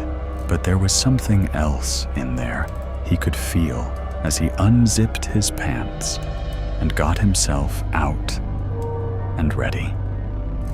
Something plasticky. A Nuva ring, perhaps. Or he didn't have much time to guess. The thing crawled straight out of the girl's vagina and onto his hand. Barry recoiled and flung it to the ground with a yell. What the fuck?" "Does that answer your question?" said the girl. "Crazy bitch." Barry's head was spinning. He had no idea how she did this magic trick, and he had no desire to stick around and find out. He grabbed his dick to put it back into his pants, but the girl grabbed onto him harder. "Hang on," she said. "I'm not done with you yet." She parted her knees invitingly. The girl once again pulled her lacy underwear to the side, fully exposing herself. Barry watched in horror as a beady little head and spiny legs clawed their way out of her, the antennae releasing themselves from her depths with a little bounce. It eagerly ran down the inside of her thigh, down her leg, all the way to the ground. It was followed by another, and another, and another. Some of them scampered down her thighs to the ground, then over to Barry's shoes, then up his pant leg. He tried to pull away, but she had his hard dick in her hand with a vice grip and wouldn't let him go. Why did it stay hard while he was so afraid? Why wouldn't his body listen to him? Barry didn't want this. Other cockroaches climbed out of her and crawled up her thigh, over the edge of her skirt, up her chest, and onto her shoulder, down her arm, all the way to his exposed flesh. They swarmed all over his body. Barry screamed. They made their way up his neck to his face, their delicate, spiny legs tingling his skin, causing Barry to jerk in violent fear and revulsion. He shut his mouth tight and continued to scream with it closed. No matter. The insects pushed in between, prying his lips open. Barry finally succeeded in yanking his penis out of her hands. He didn't care if it broke or if she peeled all of the skin off of it. He just needed to get out of there. But the cockroaches kept coming. The swarm grew bigger and bigger, finding their way underneath his clothes, into every orifice available to them. They overpowered him. Barry couldn't hold them out any longer. He covered his ears, but that left his eyes and nose and rectum exposed. Barry stumbled to his feet and fell to the ground. He choked on them. He could feel them with every sense of his body and brain, wriggling their way inside of him, unwelcome, filthy, suffocating. Time slowed for Barry. He knew only fear and blinding pain.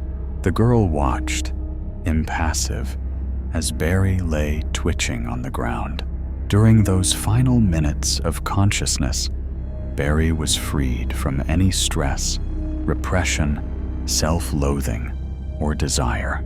It took 7 minutes for him to die. After Barry's body grew still, the girl picked her purse up off the ground where it had fallen. She hung it back on her shoulder and continued up the sidewalk on her way home.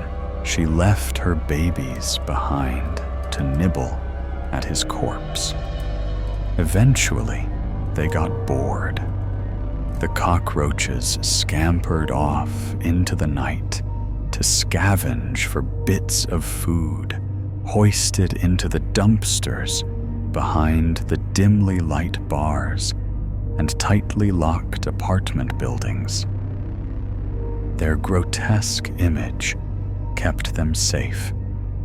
Fear kept them hidden. Disgust allowed them to move freely, unbothered in the shadows of the city. Like the girl, they were survivors. The Menagerie. Don Benway and his father were regulars at the hospital's oncology department and on familiar terms with Jerry, the head porter. "Morning, handsome," Jerry would say as he approached. "How are we today?" "A darn sight better than you," Walter would say, muttering behind his bandages. Walter had undergone regular surgery for over 3 years, and during that time, they'd snipped, sliced, and cut away so many facial lesions, he was almost unrecognizable. "Your usual seat, sir?" Jerry would ask, smiling as he pushed Walter's wheelchair. "Do I have a choice in the matter?" The plastic surgeons couldn't keep pace with Walter's disfigurement, and, as a result, he'd retreated from life and deteriorated both physically or mentally. Don was 9 years old back in 1977 when his family moved to the house that became their long-term family home. The Benway family attended a viewing the week before they moved in. It was the first time Dawn had visited the house and met Mr. and Mrs. Jolly. The couple had lived there most of their adult lives and cherished their old place. Despite their advanced years, they'd maintained the garden, and the Benway family would inherit an impressive collection of mature trees, shrubs, and plants, not to mention a curious menagerie of assorted wildlife. While Mr. Jolly escorted Dawn's parents around the interior, Mrs. Jolly showed the lad all the secret nooks and crannies in the garden, concluding her tour with an introduction to her tortoises, Thomas and Tabitha. Dawn's face beamed like an early morning sunrise when he met the wrinkly old reptiles.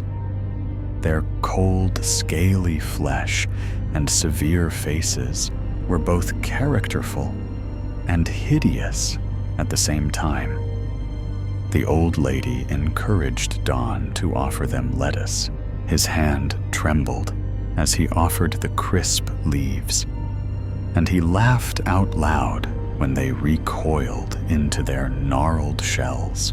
"Oh no, what did I do? Don't worry, they'll get used to you. Are you leaving them here?" "It's their home," she said, "and they'll bring good luck." She held Dawn's hand and, holding his gaze, made him promise to look after them. "I'll do my best," he said. "Let's meet the other creatures." "Yes, please," he said with twinkling eyes. Mrs. Jolly introduced Dawn to the other inhabitants of her garden, explaining how to care for the small aviary of chirruping canaries and the modest, ornamental pond containing a dozen lethargic goldfish. At the exchange of contracts, the conveyancing solicitor notified Dawn's parents about the deal breaker. It's yes to the menagerie, or no sale. Dawn's father's jaw sagged in disbelief, and he voiced his objections, saying how much he couldn't abide pets. The lawyer shrugged and made it clear he got paid either way. However, Dawn's mother, Anita, had fallen in love with the house and fought her corner. Mr. Benway backed down for once and agreed to sign, providing he had no responsibility for the damn beasts. So said, so done. The completion date went ahead as planned, despite Walter's issue with the caveat, and he refused to acknowledge the animals. "I can't see the point of those ugly old creatures," he said, shaking his head.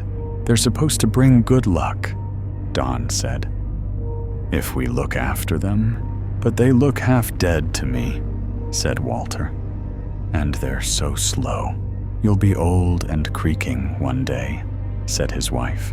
"Nobody would miss them if they were dumped in a hole and covered in soil." Dawn's mother rolled her eyeballs and sighed.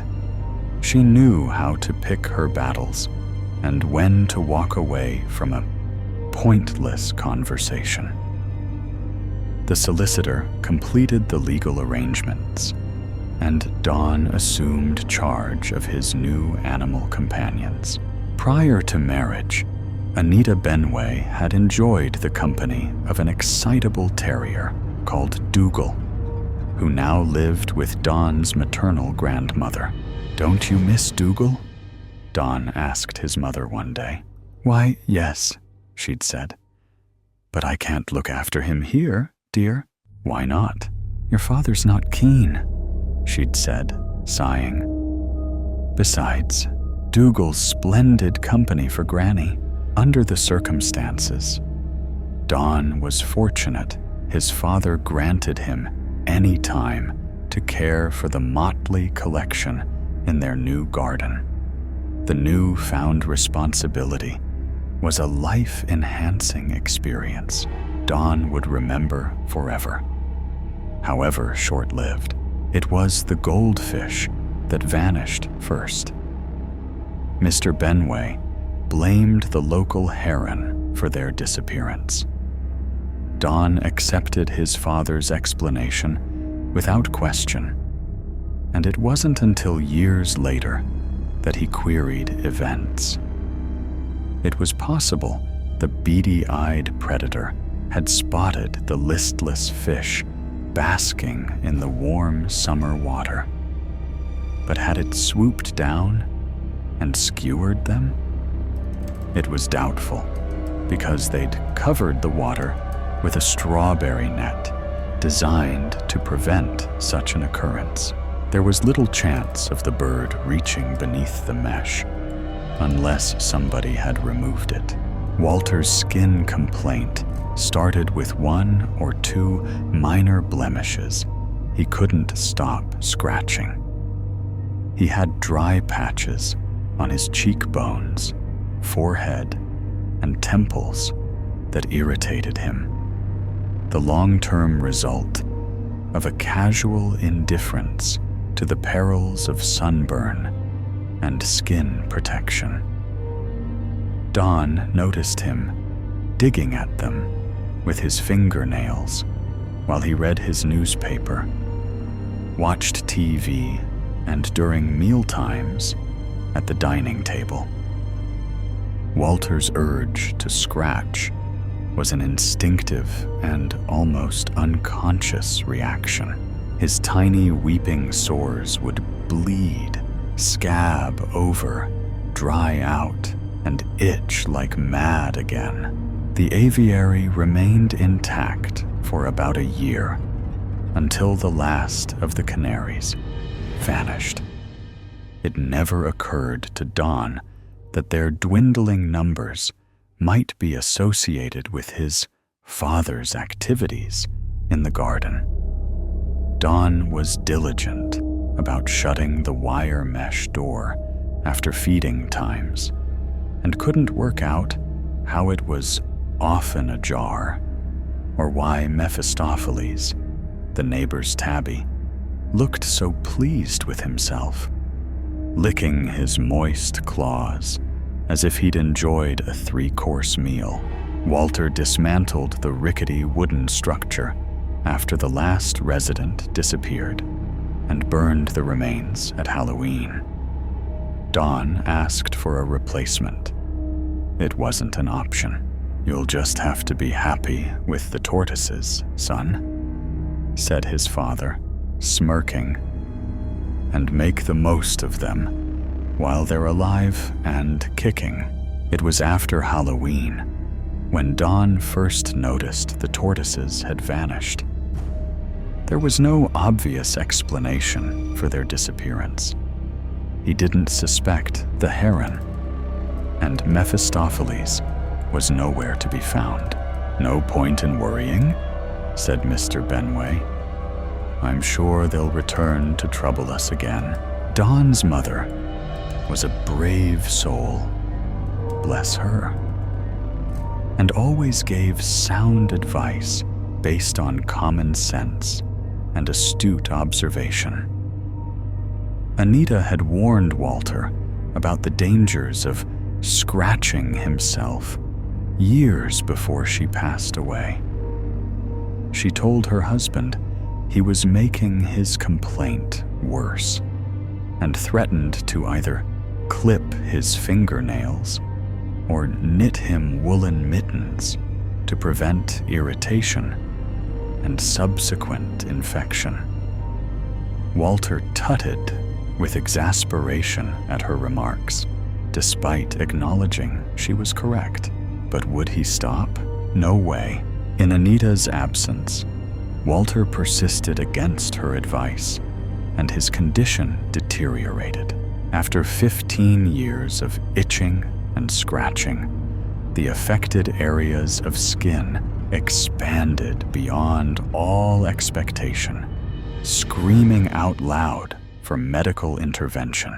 It's standard practice to have sun-damaged skin removed, Walter's consultant said, recommending an initial series of minor operations to remove the first malignant lumps.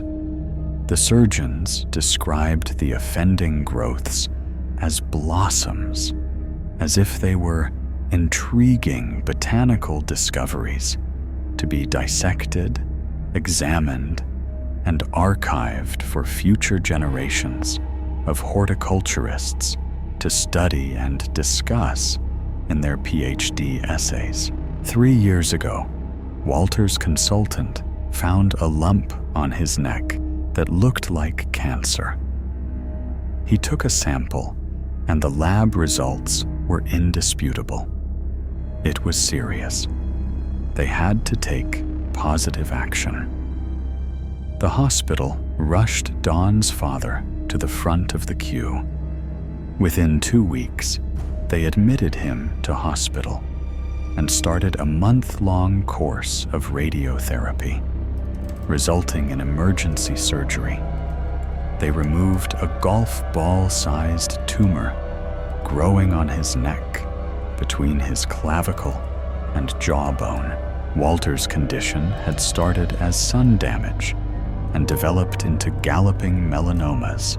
It was the turning point for Walter. The oncologist gave him a low percentage chance of surviving another year. Contrary to his prediction, however, they prolonged Walter's life a further 3 years. But at a cost. Don's father took on an uncanny appearance. His once inquisitive and bright features disappeared after countless amounts of invasive surgery. The tip of his left ear was the first item to be snipped off. His attitude was stoic at that point. "It's you lot that have the problem," he'd said, brushing aside the issue. "I don't have to look at it, and I'm not worried about losing it." Very brave, Don thought, until the other ear faced the same treatment. Walter was much less philosophical at that point. He often pondered on cause and effect, and cursed his years of pottering about in the sun and dodging his wife's Factor 20. 2 years later, and he had both ears removed and 80% of his nose. Both nostrils were bloody gashes, above stretched and scabbed, beak-like lips.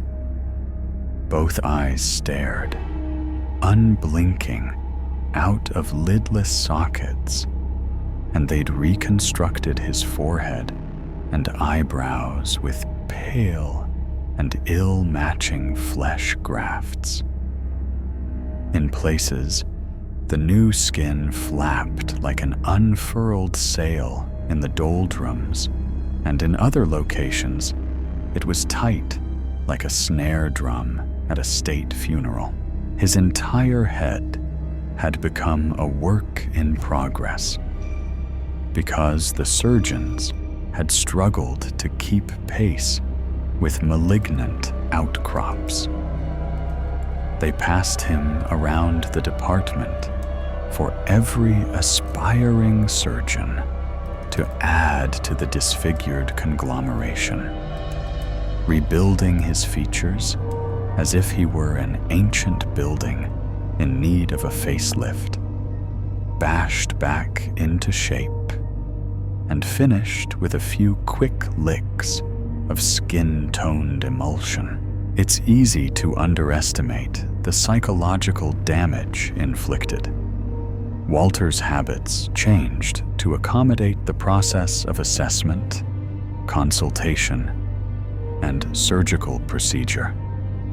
He seldom ventured out during daylight, and then, with a great coat and a raised collar, his own shell-like protection, like a reptilian secret agent, disguising himself and hiding from the world, lest he draw aghast reactions or pitiful, tight-lipped expressions of sympathy.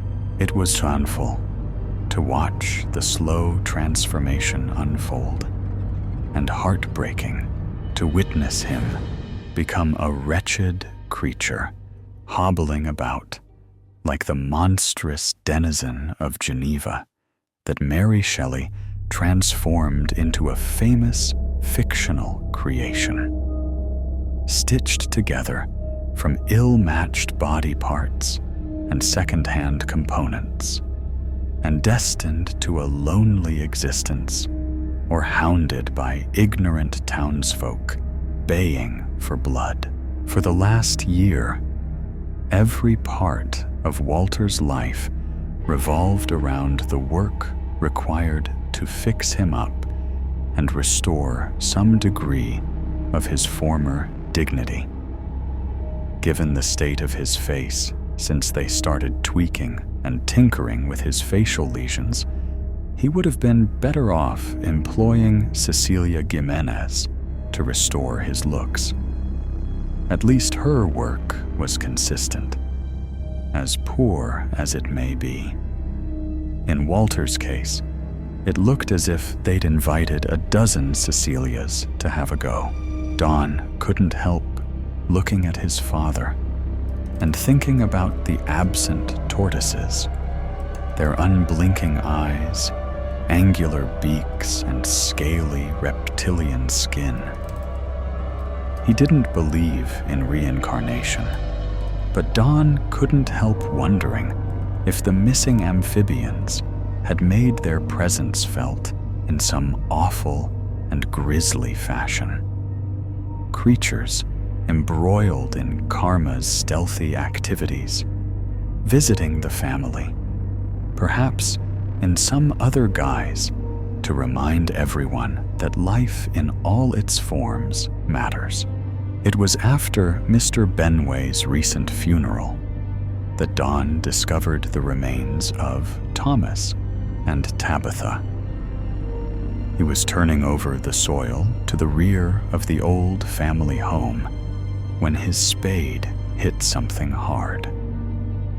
After further investigation in the immediate area, Don unearthed not one, but two hollowed-out tortoise shells, their former inhabitants long reclaimed back to the earth, with the grim remains at his feet and the childhood memories of the menagerie's quiet demise. Don clenched his jaw and drew a long breath. What would drive any creature to burrow into the ground to die? A question he had long abandoned returned to haunt him. Surely it wasn't deliberate.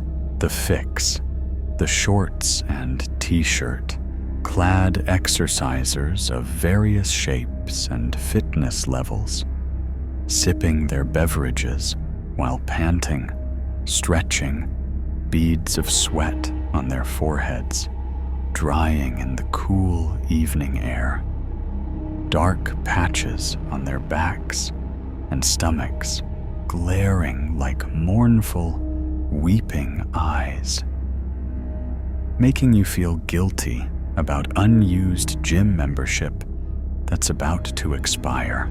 The tap-tap-tapping keyboard pounders, lost in worlds of their own creation, focused on the words appearing on their screens, working or creating for themselves or others.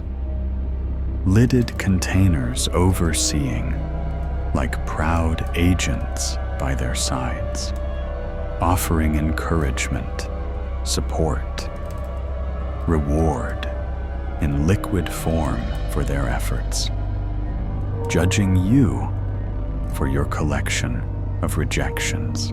The well-dressed dog lovers, their own drinks an afterthought, as they busy themselves making sure their pets have enough water in their thoughtfully provided bowls and are sitting obediently, earning treats by not making a racket. Walker and walkie taking a well-earned rest before heading home, reminding you of haunted rooms you can no longer return to.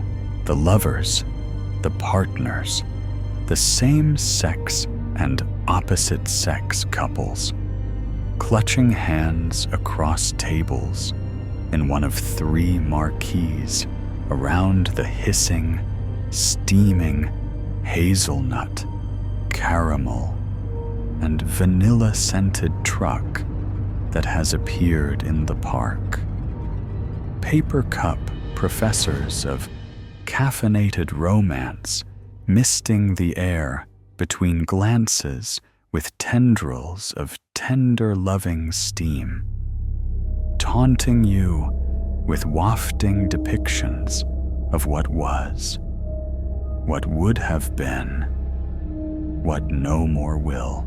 The sights, the scents, the sounds of people alive, happy in this moment with their others or in their own skin, following their still unbeaten paths, writing the lyrics of their songs, being, doing, loving with some kind of purpose, forcing a lump to lodge in your throat when you question yours, a purpose you no longer have, and perhaps never did.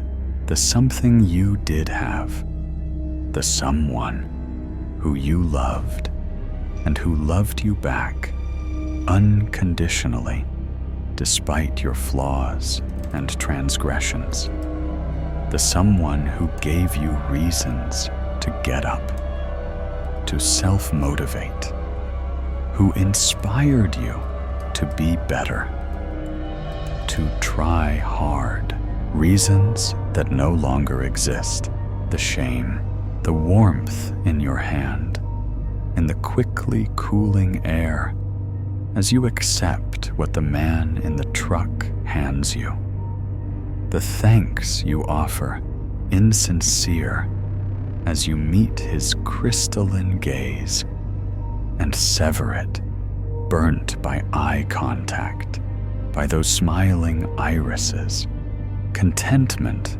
radiating from them like accusatory lasers, making you feel ungrateful for the life you have squandered and the breath you have taken for granted.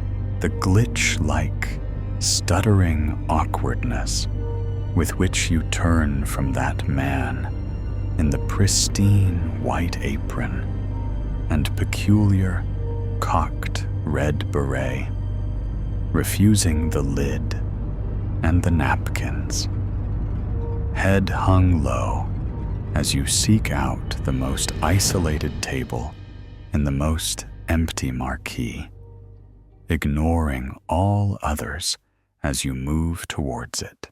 The laughs and snippets of conversation from people in person or on phones, chatting to family, friends, loved ones, giving household instructions, finalizing meetup plans, complaining about workloads that are stressful, making you wish you could call her about such things, making you aware of how much you threw away, the jerk of the head when you accidentally meet a woman's eyes, the ignoring of her friendly nod and greeting, the severe swerve in another direction, to slink into a seat in a lonely corner, the escape, the length of gauze wrapped around your knuckles, successfully preventing color seeping through, the clean vinyl tablecloth on the rickety picnic table, the coarse wooden bench tucked beneath, the absence of someone taking a seat beside you with their soy milk, gluten-free latte, and blueberry muffin. The swaying attendee, dressed like the vendor in beret and apron, but beyond that clad in denim, head to toe, feet strapped into hobnail boots, meandering from table to table, marquee to marquee, like the needle in a broken compass that can't find north. Cloth in one hand, multi-purpose cleaning spray in the other, squirting, wiping, cleaning in no rush, smiling to no one. He ambles, a grateful glint in his green eyes, the smooth, milky liquid in your mouth as you lift your uninjured hand and tilt your head back. The difficulty swallowing the lump, the warmth flowing into your chest, melting the frozen surface of your cracked, glacial heart. The guilt, the thought of the note in one jacket pocket, the words for your mother, the apology, the weight of the newly purchased box cutter in the other, the shameful plan, this unexpected stop on the way to execute it, the coffee truck and setup that wasn't there that morning or ever before, when things were normal, the same, when you tried and made an effort to be strong, when you were wanted by someone better than you, though you had little to offer,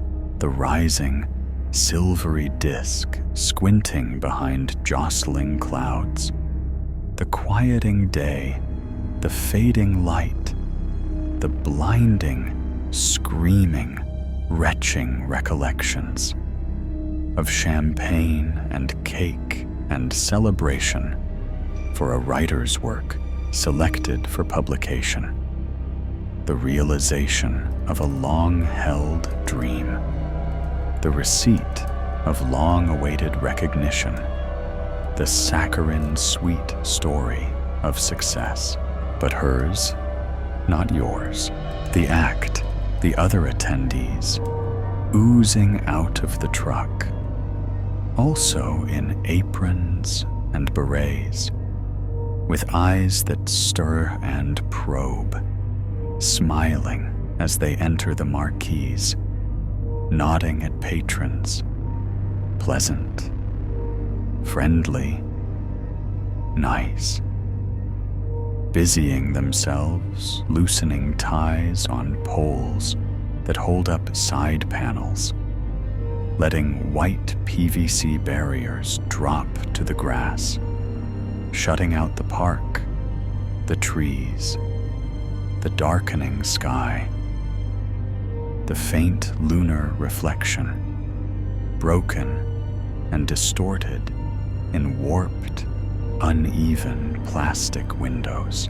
The people in your marquee and others finishing their drinks and standing up, prompted by this closing up routine.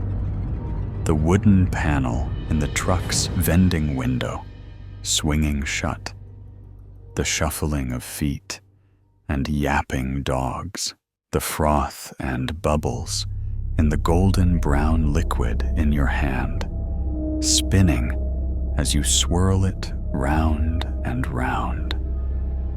The lowering level of the fluid as you lift, tilt, gulp, watching it diminish like time. The last marquee, side panel, dropping, trapping you inside like another prison, beyond the ones of meat and bone and thought. Your cellmates making for the loose, hanging flap that is an out, the man reading the newspaper, the woman nursing the baby, the teenager scrolling on phone, standing up and striding from their tables, taking up position by the door, the sudden screams from unseen marquees on either side, making you jump, spill your last precious ounces, knock the bench to the ground as you marionette up the utterances of shock and surprise, the disbelief and confusion, the discarded newspaper, the babyless bundle of dropped towels, the dark screen phone cast aside, the side panels rising as berated, aproned attendees duck under and in, silent, smiling, shifting like sidling snakes, the flash of pointed teeth as their lips splay wide, the panic, the joggers, the dog walkers, the writers and bound in love souls pounced on by newspaper reader, fake baby feeder, pretend phone scroller, and others, knocked onto tables and to the ground, clawed and pawed, clothing torn, chests and necks exposed, the yelping dogs that escape into the night as masters and mistresses shriek, the box cutter in your hand, your finger on the switch,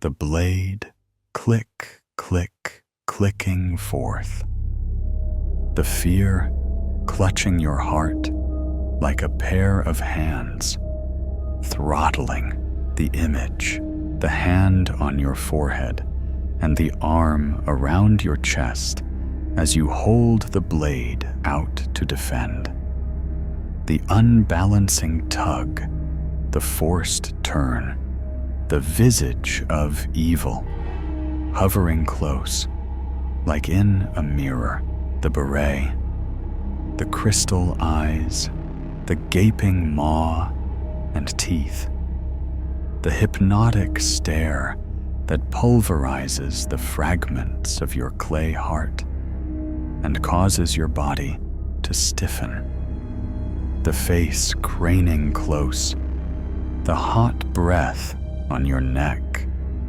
the pop and puncture of flesh, the memories, broken glass, shouted insults, anger bloomed from the seeds of perceived failure, raised fists, temperatures, voices, bruises and blood, the teeth sinking in, cold like daggers of ice, the frozen lips clamping to flesh with rubber-like suction, the precious source of life exsanguinating out her face, screaming her dismay.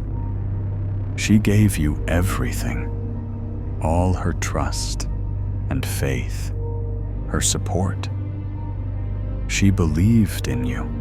You let her down. The death of love, the box cutter, propelled by instinct, blade slicing through tissue-thin flesh, serrated edge carving up gristle, the steaming, warm essence of all things that live washing over your hand, the gauze bandage stained red at last, the chuckle in your throat as a monster drinks its fill, the realization of futility as a monster surrenders, the smile on your lips, the roll of your eyes, the abandonment of hope and acceptance, the curse of being a coward to the end, the story.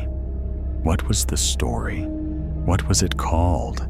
The relief, the story, the one that she wrote, the one about vampires, the release, the vampires who get their caffeine fix from blood, the revulsion, the blood that drains out of your veins. Now the story is yours. These old bones, flowery carvings adorned the strangely shaped old furniture and caught Jacob's eye. Happy cherubs were encrusted with dust, and on the walls, the springtime imagery of oil paintings was draped in cobwebs hanging like veils. The floorboards creaked, and the weight of dust and neglect hung everywhere. But still, Jacob couldn't help but explore and get lost in the place, looking for creepy old things and ghosts. At last, he made his way up to the attic, which was pierced here and there by shafts of dust-specked morning light shining through the windows. It was filled with boxes and countless old and broken things, and it smelled musty and faintly of the sweet smell of rot and aged tobacco. Altogether, the scent spoke of a long history and was not entirely unpleasant. Stacks of magazines were spilled on the ground, and a ratty mannequin was wearing a straw-colored blonde wig. On one side, a line of well-worn teddy bears of various sizes stared back at him. Suddenly, his foot slipped on something, and looking down, he saw the parchment-like paper of architectural diagrams lying buried under a thick layer of dust. Then, at a small desk nearby, a black and white photo album lay open, revealing pictures of distant relatives he had never heard of. All in all, it felt like a strange old museum filled with oddities from centuries past. But he couldn't shake the feeling that something truly creepy was indeed hidden here, and he wasn't sure that he wanted to play hide and seek with it. He was about to turn and leave when suddenly he felt goosebumps on his neck. He heard a girl's voice sweetly humming a song he did not know. Then he saw her playfully skipping towards him, wearing an old-fashioned dress. She shimmered transparently, light blue and opalescent. She was swinging her arms by her sides, her eyes sparkling with mischief as she peered at him. And somehow, he forgot to be afraid. "Hi, my name's Jacob. Aren't you a ghost?" he asked her, his brow furrowed. "It's so very nice to meet you, Jacob. I'm Mildred," the little girl said elegantly before curtsying. "And yes, I am a ghost. Isn't it obvious?" she added with a teasing smirk that somehow got under his skin. "Don't tease me. It's not every day that one meets a ghost. You know, that's true. And in my case, you can only see me on Halloween.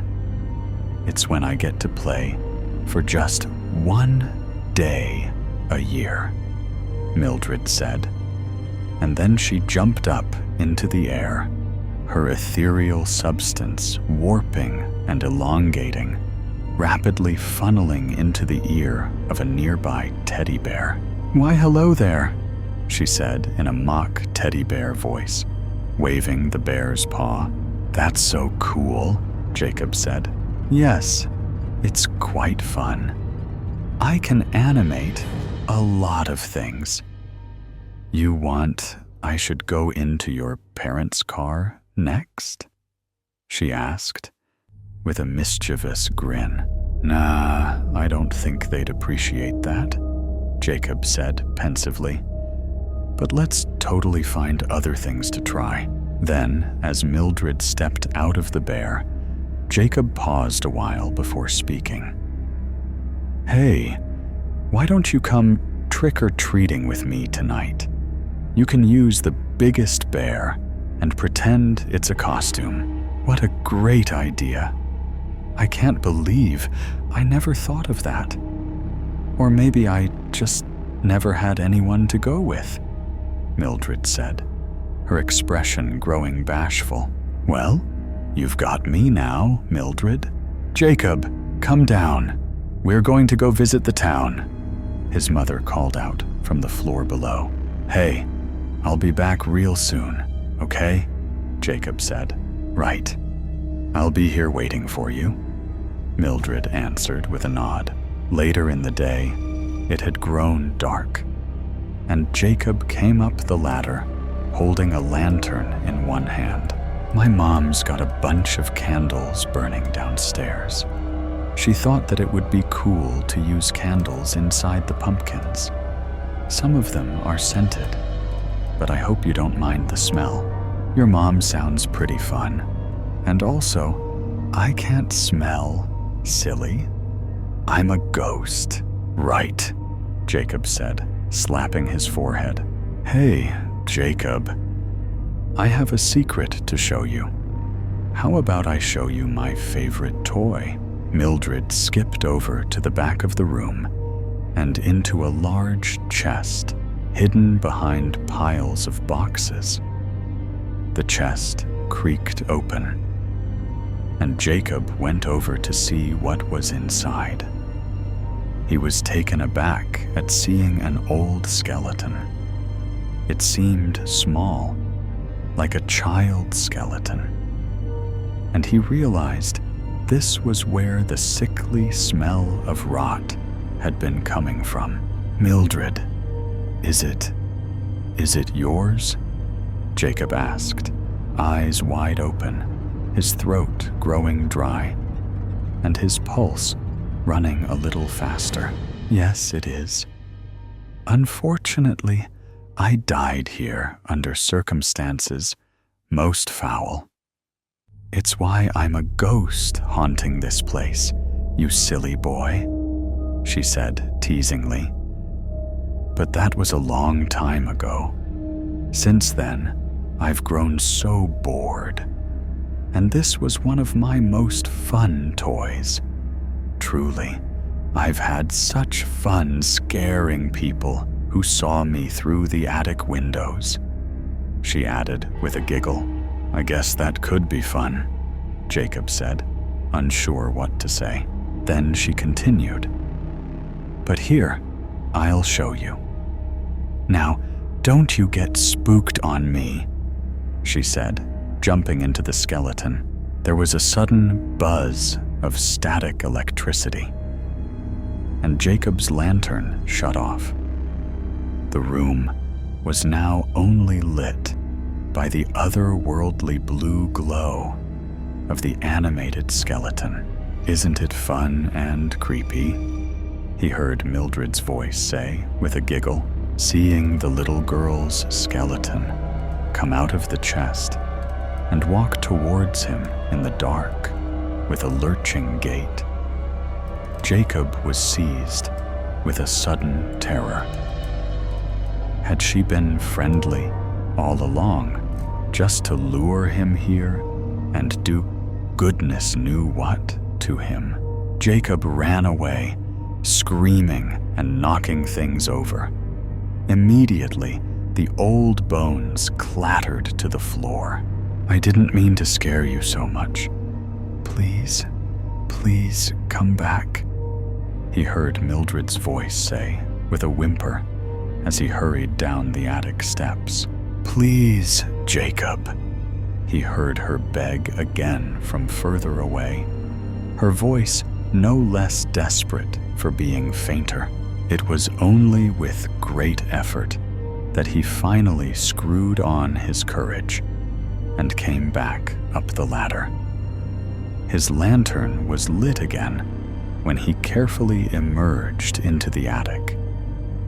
Finally, he saw Mildred waiting for him there, wiping ghostly tears from her cheeks, an apologetic look on her face.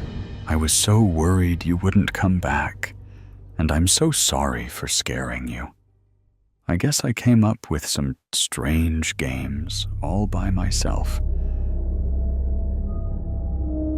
"It's okay, and I'm so sorry you were lonely, Mildred. But now you've got me to talk to. Oh, won't you please come by and talk to me again later? I can still speak to you on other days, even though you won't be able to see me. I promise I'll come by as often as I can," Jacob said solemnly, and Mildred gave him a sweet smile. "Oh, I'm so happy to hear that, Jacob," she said softly. "Wanna go trick-or-treating? Get into the bear, and I'll meet you outside in half an hour." "Deal," Mildred answered with a grin. Watchers. The asylum's security surveillance room was a claustrophobic chamber, adorned with peeling wallpaper, crumbling shelves stacked with aged records, a small wooden desk, and an uncomfortable metal chair that creaked under the most minute amount of weight. A single rotary dial telephone sat on the desk. A thick layer of dust covered every surface but the desk and chair. The dim overhead light bulb flickered sporadically, casting eerie shadows across the aging linoleum floor that peeled in the corners. The centerpiece of this dilapidated room was a massive wall lined with outdated, grayscale CCTV monitors.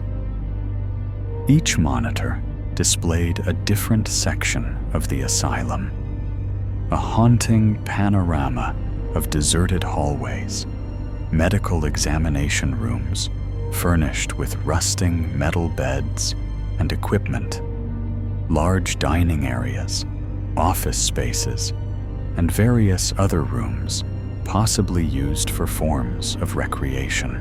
The monitors were ancient, relics of a bygone era. Their screens emitted a faint, sickly glow that seemed to exaggerate the shadows lurking in the corners of the room. The images displayed were grainy, distorted, and pixelated. A small handwritten label accompanied each screen, indicating the location of the video feed.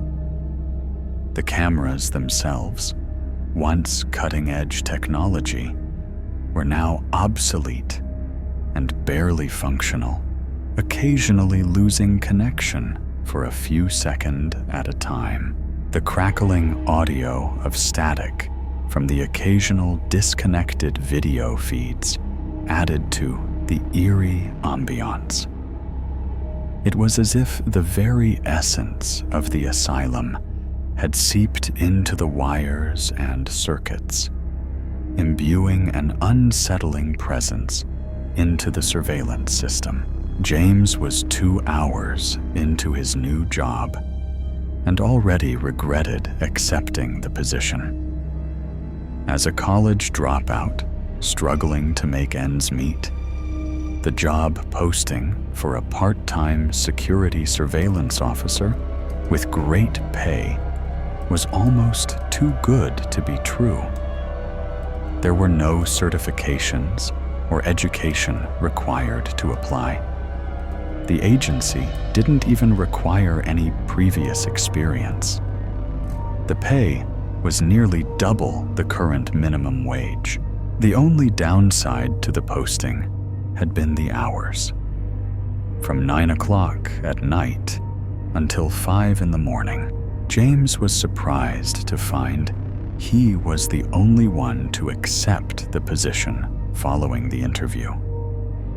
Unwilling to let such a good paying opportunity pass, he agreed to all terms he was presented during his interview and had no follow-up questions of his own when asked. As such, he was hired on the spot and given the time and address of his first shift. Looking back, James realized he should have asked at least a few questions, such as where he would be working and why no one else had accepted the position following the interview. Lunaria Sanitarium, built in 1920, was nestled deep within the forests of the Pacific Northwest. The nearest city, taking at least an hour and a half by car, was Portland, Oregon. The hospital consisted of 3 separate buildings. The central 4-story building contained the medical rooms, recreational suites, and other administrative offices. Each 2-story wing building housed bedrooms with minimal furniture, a dining hall complete with rows of tables and chairs, and basements with locked holding rooms. Only the hallway leading to the doors for the holding rooms contained a camera in each basement.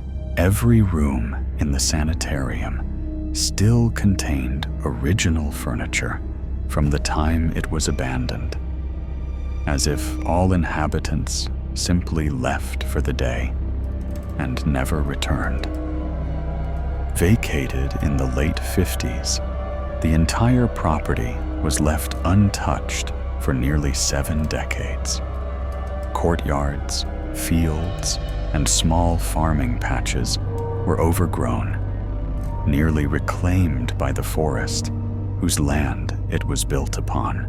Despite the impending vegetation, the buildings themselves were surprisingly in good condition, despite the rust, mold, and rotting surfaces.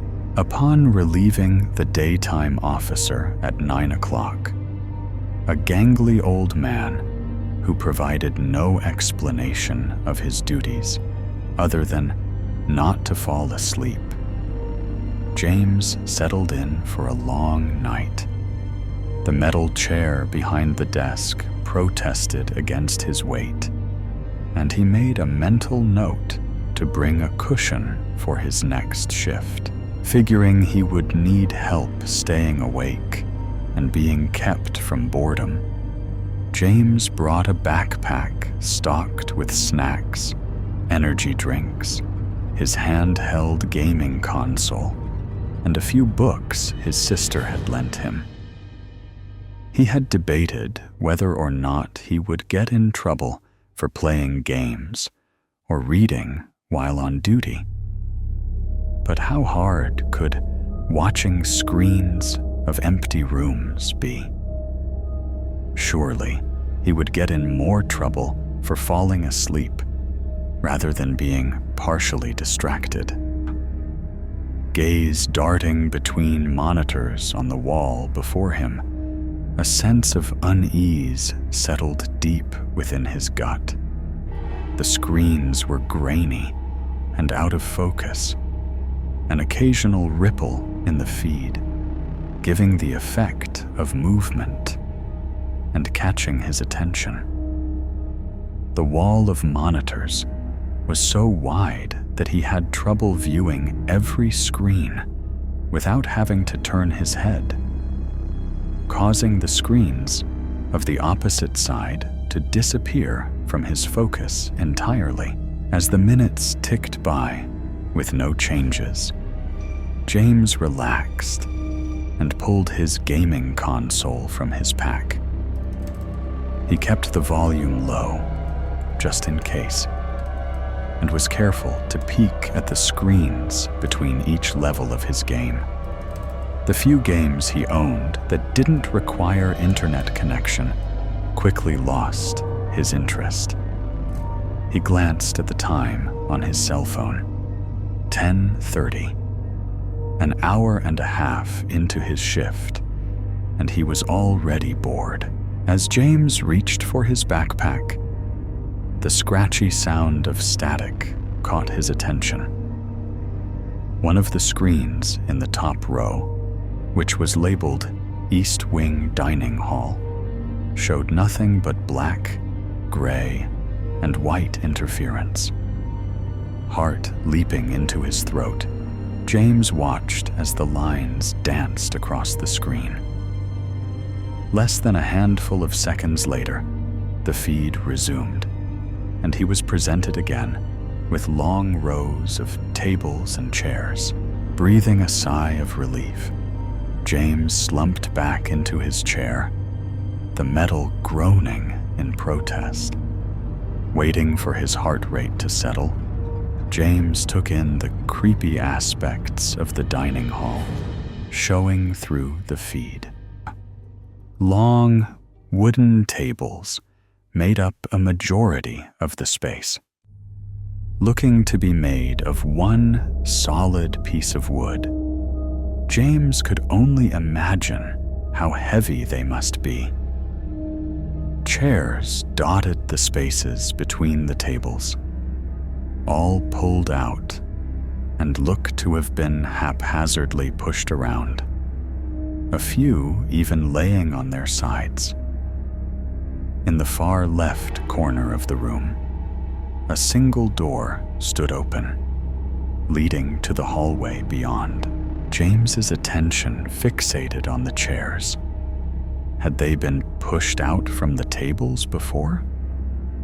Racking his memory, he thought that they had been pushed in, not that he had paid any special attention to the small details.